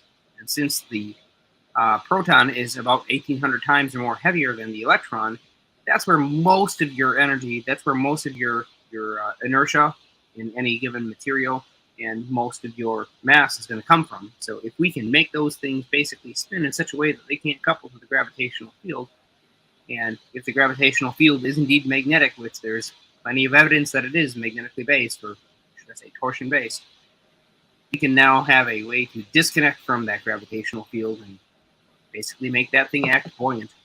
Any advice for bikini truther? I want to buy some copper, but I don't know a good millimeter width to buy. We're still trying to figure that out ourselves. How about Yeah, like it how depends on what Scanlan system did you you? want to build. Oh yeah, sorry. Go ahead. Say it again. Oh, it depends on what system you want to build. Like if you're building the coils, the geometric coils that I work on, or the gravifier, that's a different millimeter altogether. The gauge that I use generally is 22. I'm not sure what gauge that is, Jeremiah. I don't know if you have an idea. They label it. I mean, they're calling it, what is it, 16 gauge, but This is what I'm working on next. Dang. oh man, yes. Oh, I know what that can do. And I wanna submerge it in geopolymer. Oh yeah. That would be Because really something. I have an idea of what this might do. Well, we got to get you on with what's his name, Nick Cook.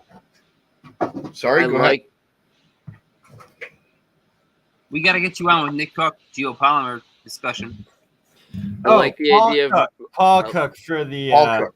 geopolymer. I'm sorry. Yeah. I See, I got also my- do have Nick Cook coming on for his UAP studies and his free energy books that he's written. So, But the yes, Royal Rife and Paul Wilhelm Cook Reich. is the geopolymer, and we will have to get him together with Gerald and be doing some geopolymer experiments. But the Royal Rife and Wilhelm Reich connection here, the Oregon geopolymer with the field, and I'm curious about how many sets of polarity you're using, because you said there's multiple, and so it reminds me of Edward Scallon's Coral Castle, Sweet Jenny, what's her name? Sweet Jenny, is that right? I think Sweet it was 16? Sweet Jenny. Yeah. Yeah, 16 generator, because of course, right, the generator, the Sweet 16, the virgin magnets, there's 16 virgin magnet, or whatever the deal is. Is it magnets or 8 magnets with sets of polarity? So it's the question. So I wonder, are you trying to use anything like that, or is that, have you thought about that at all? You know what he used is a basic principle that could be applied to many different systems. He was using basically north, south, north, south, north, south in a circular configuration. Well, this coil does that similar in solid state. That's why there's pickup coils around the outside, and that's why there's 12. There's 12 nodes and 12 antinodes that are created on the outside of the coil system. Now, the polarity factor is always changing when it comes to those nodes on the outside of the coil itself. But the polarity that I use for my secondary, my primary and my secondary, those are also, well, positive, negative polarity. I mean, I'm getting my back EMF on my secondary. So, yeah, I guess I am using a system very similar. Interesting, right? To Ed Leeds Scallon. I wanted to add a little bit to time temporal fields that Jeremiah was talking about. I believe that they can be created. In fact, I believe it's one of the missing parts to all the equations that we're missing when it comes to anti-gravity. I think time is a very specific factor. I think it's related to gravity. So, that being said, anyone else want to add anything to what we're discussing? Or do you have any more questions, Andreas? No, I mean, I love where this is going. I definitely think we need to meet back again and do another talk and look at some more of these experiments, and also where this next project goes. I'm pretty excited about that. That's pretty cool what you got going on there. For me, there's 3 aspects that I'm trying to develop.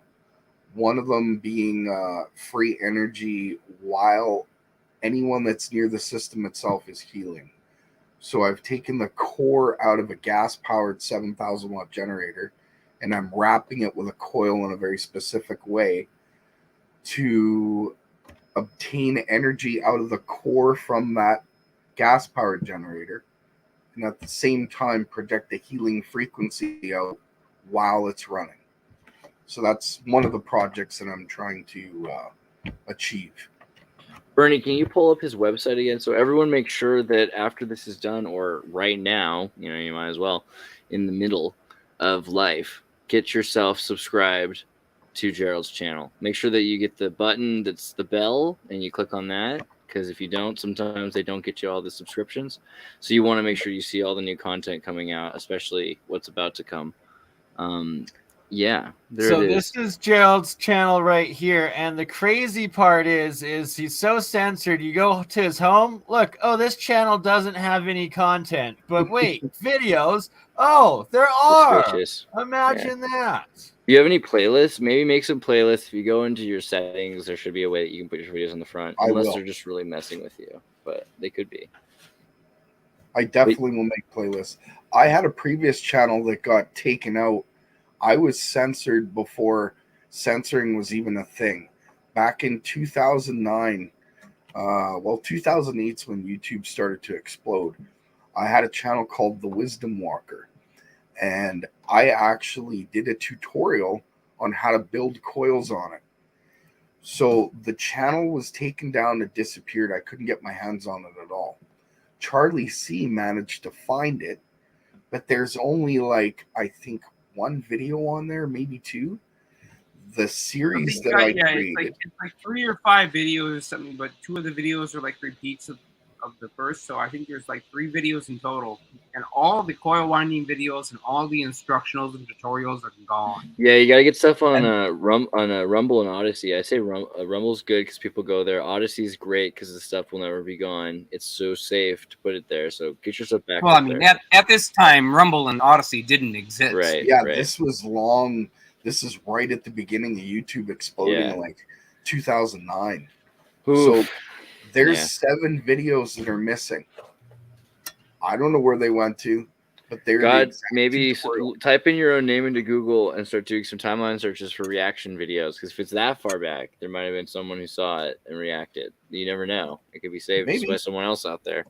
Guys, also in the description, you've got the link to this channel, and it's in the comment. The most recent comment by Bernie and me is the link to the channel, so you should be able to get there. Make sure you subscribe. Thank you, Andre. And lastly, I'm typing in, please subscribe to my brand new Rumble channel that I just created, and the link is now in the description. Sweet. I got one too. Do a /Exertus for me, would you, bro? Add that in there. Okay. Because I got a Rumble channel and an OdySee channel too. And, we try to get all the content that we have here on every platform. And what we're working on is, we're having a dual stream where there's a secondary show. Now, obviously, you would go to that show for other reasons. You have to be very careful. YouTube doesn't like it to say why you would do that. It is I think you could say it's a fact that there are differences about the platforms, and some of the differences are that you can say certain things on some platforms you can't say on other platforms. But that's not necessarily why we would go to the secondary platform sometimes. I might just open up channels on those platforms. Might be a good idea. 100% you should. Yeah. By the way, love the hat, Bernie. I'll see in the tech part of my Discord. So guys on tartarynova.com, and I'll talk to TechSpread to make sure that your videos also go there. We have a thing that just pushes the videos from the important projects people are working on. So that way you guys can also find the videos in the tech part of the Discord. So yeah, thank you very much. That's awesome, awesome, Bernie. Yeah, and Andreas, in the future, we'll have to get on a show and talk about sound-powered Tartarian airships. Right. See, that's the plan. See, what I want to do is every week we're going to do these swap casts, and we're going to go into all of these subjects. Gerald, definitely, we're going to want to have you back anytime that you're able to do that. And for sure, the idea will be, I'm calling it kind of real science for now, but I think maybe it'll change. Bernie's got the BurnEye thing. It can be called as many things as it needs to be called. But yeah, I want to get Jeremiah. I want to get you showing experiments. I want to have a show and tell from everybody all the time, and nothing has to work. That's fine. It's mostly about just showing people stuff. I think that's really cool, and also why it's interesting and what we're trying to do. Well, we try. I mean, the reactor as it stands, it blows But That's science, it's though, right? interesting, It's you know? every day is a new test. Sometimes they work out better than others, but we're making it happen. Yeah. We're bringing it forward. Jeremiah That's is a what it's all terrible about. salesman. See, because like I could have sold that thing as like $1,000 lava lamp, but he's like, it doesn't do what it's. Come on. All right, come so on. we'll leave the sales episodes for when Jeremiah isn't here, so we can talk the shit. No. That's the irony. I need to sell his thing. There's only one thing. You've got to get them to sign this waiver, because that thing may just very well completely combust itself at any given moment. Hey, word up, Paul Cook. Easy Tigers. Look at that. We were talking about Paul and how we have to do an episode with Paul making geopolymers with the monoatomics, and Gerald up here wants to put his coils in polymers. So do you own Paul, maybe if you show up for an episode. Paul, do you own geopolymers? Maybe he wants to jump on at the very end here, Bernie. And I would say just drop the link for the stream afterwards, because I would say kill the other cams, leave some room for people to jump in, and then we can always do an after party and just answer maybe a few questions off the live. Absolutely. Link, Love you guys. StreamYard link is up. Love the now, play on so, words there, you Andreas. can feel free to drop in for the after party. On that note, we are at 3 hours, so we will catch everyone on the next one. And if you want to join in, ask questions now that the stream is ending, feel free. Click the link. Thank you for Love the super y'all. chats. Happy Halloween. Real science. So, Simon C., he so badly wanted your opinions on It the still says Philadelphia it's live. experiment Are you before sure it's we not? end the show. It says it's live everywhere. Yeah, by the he way. forgot to end the live stream. That's okay. It's still live on my channel too. I mean, make The sure you after fix party that. party. Well, you're still live, Simon.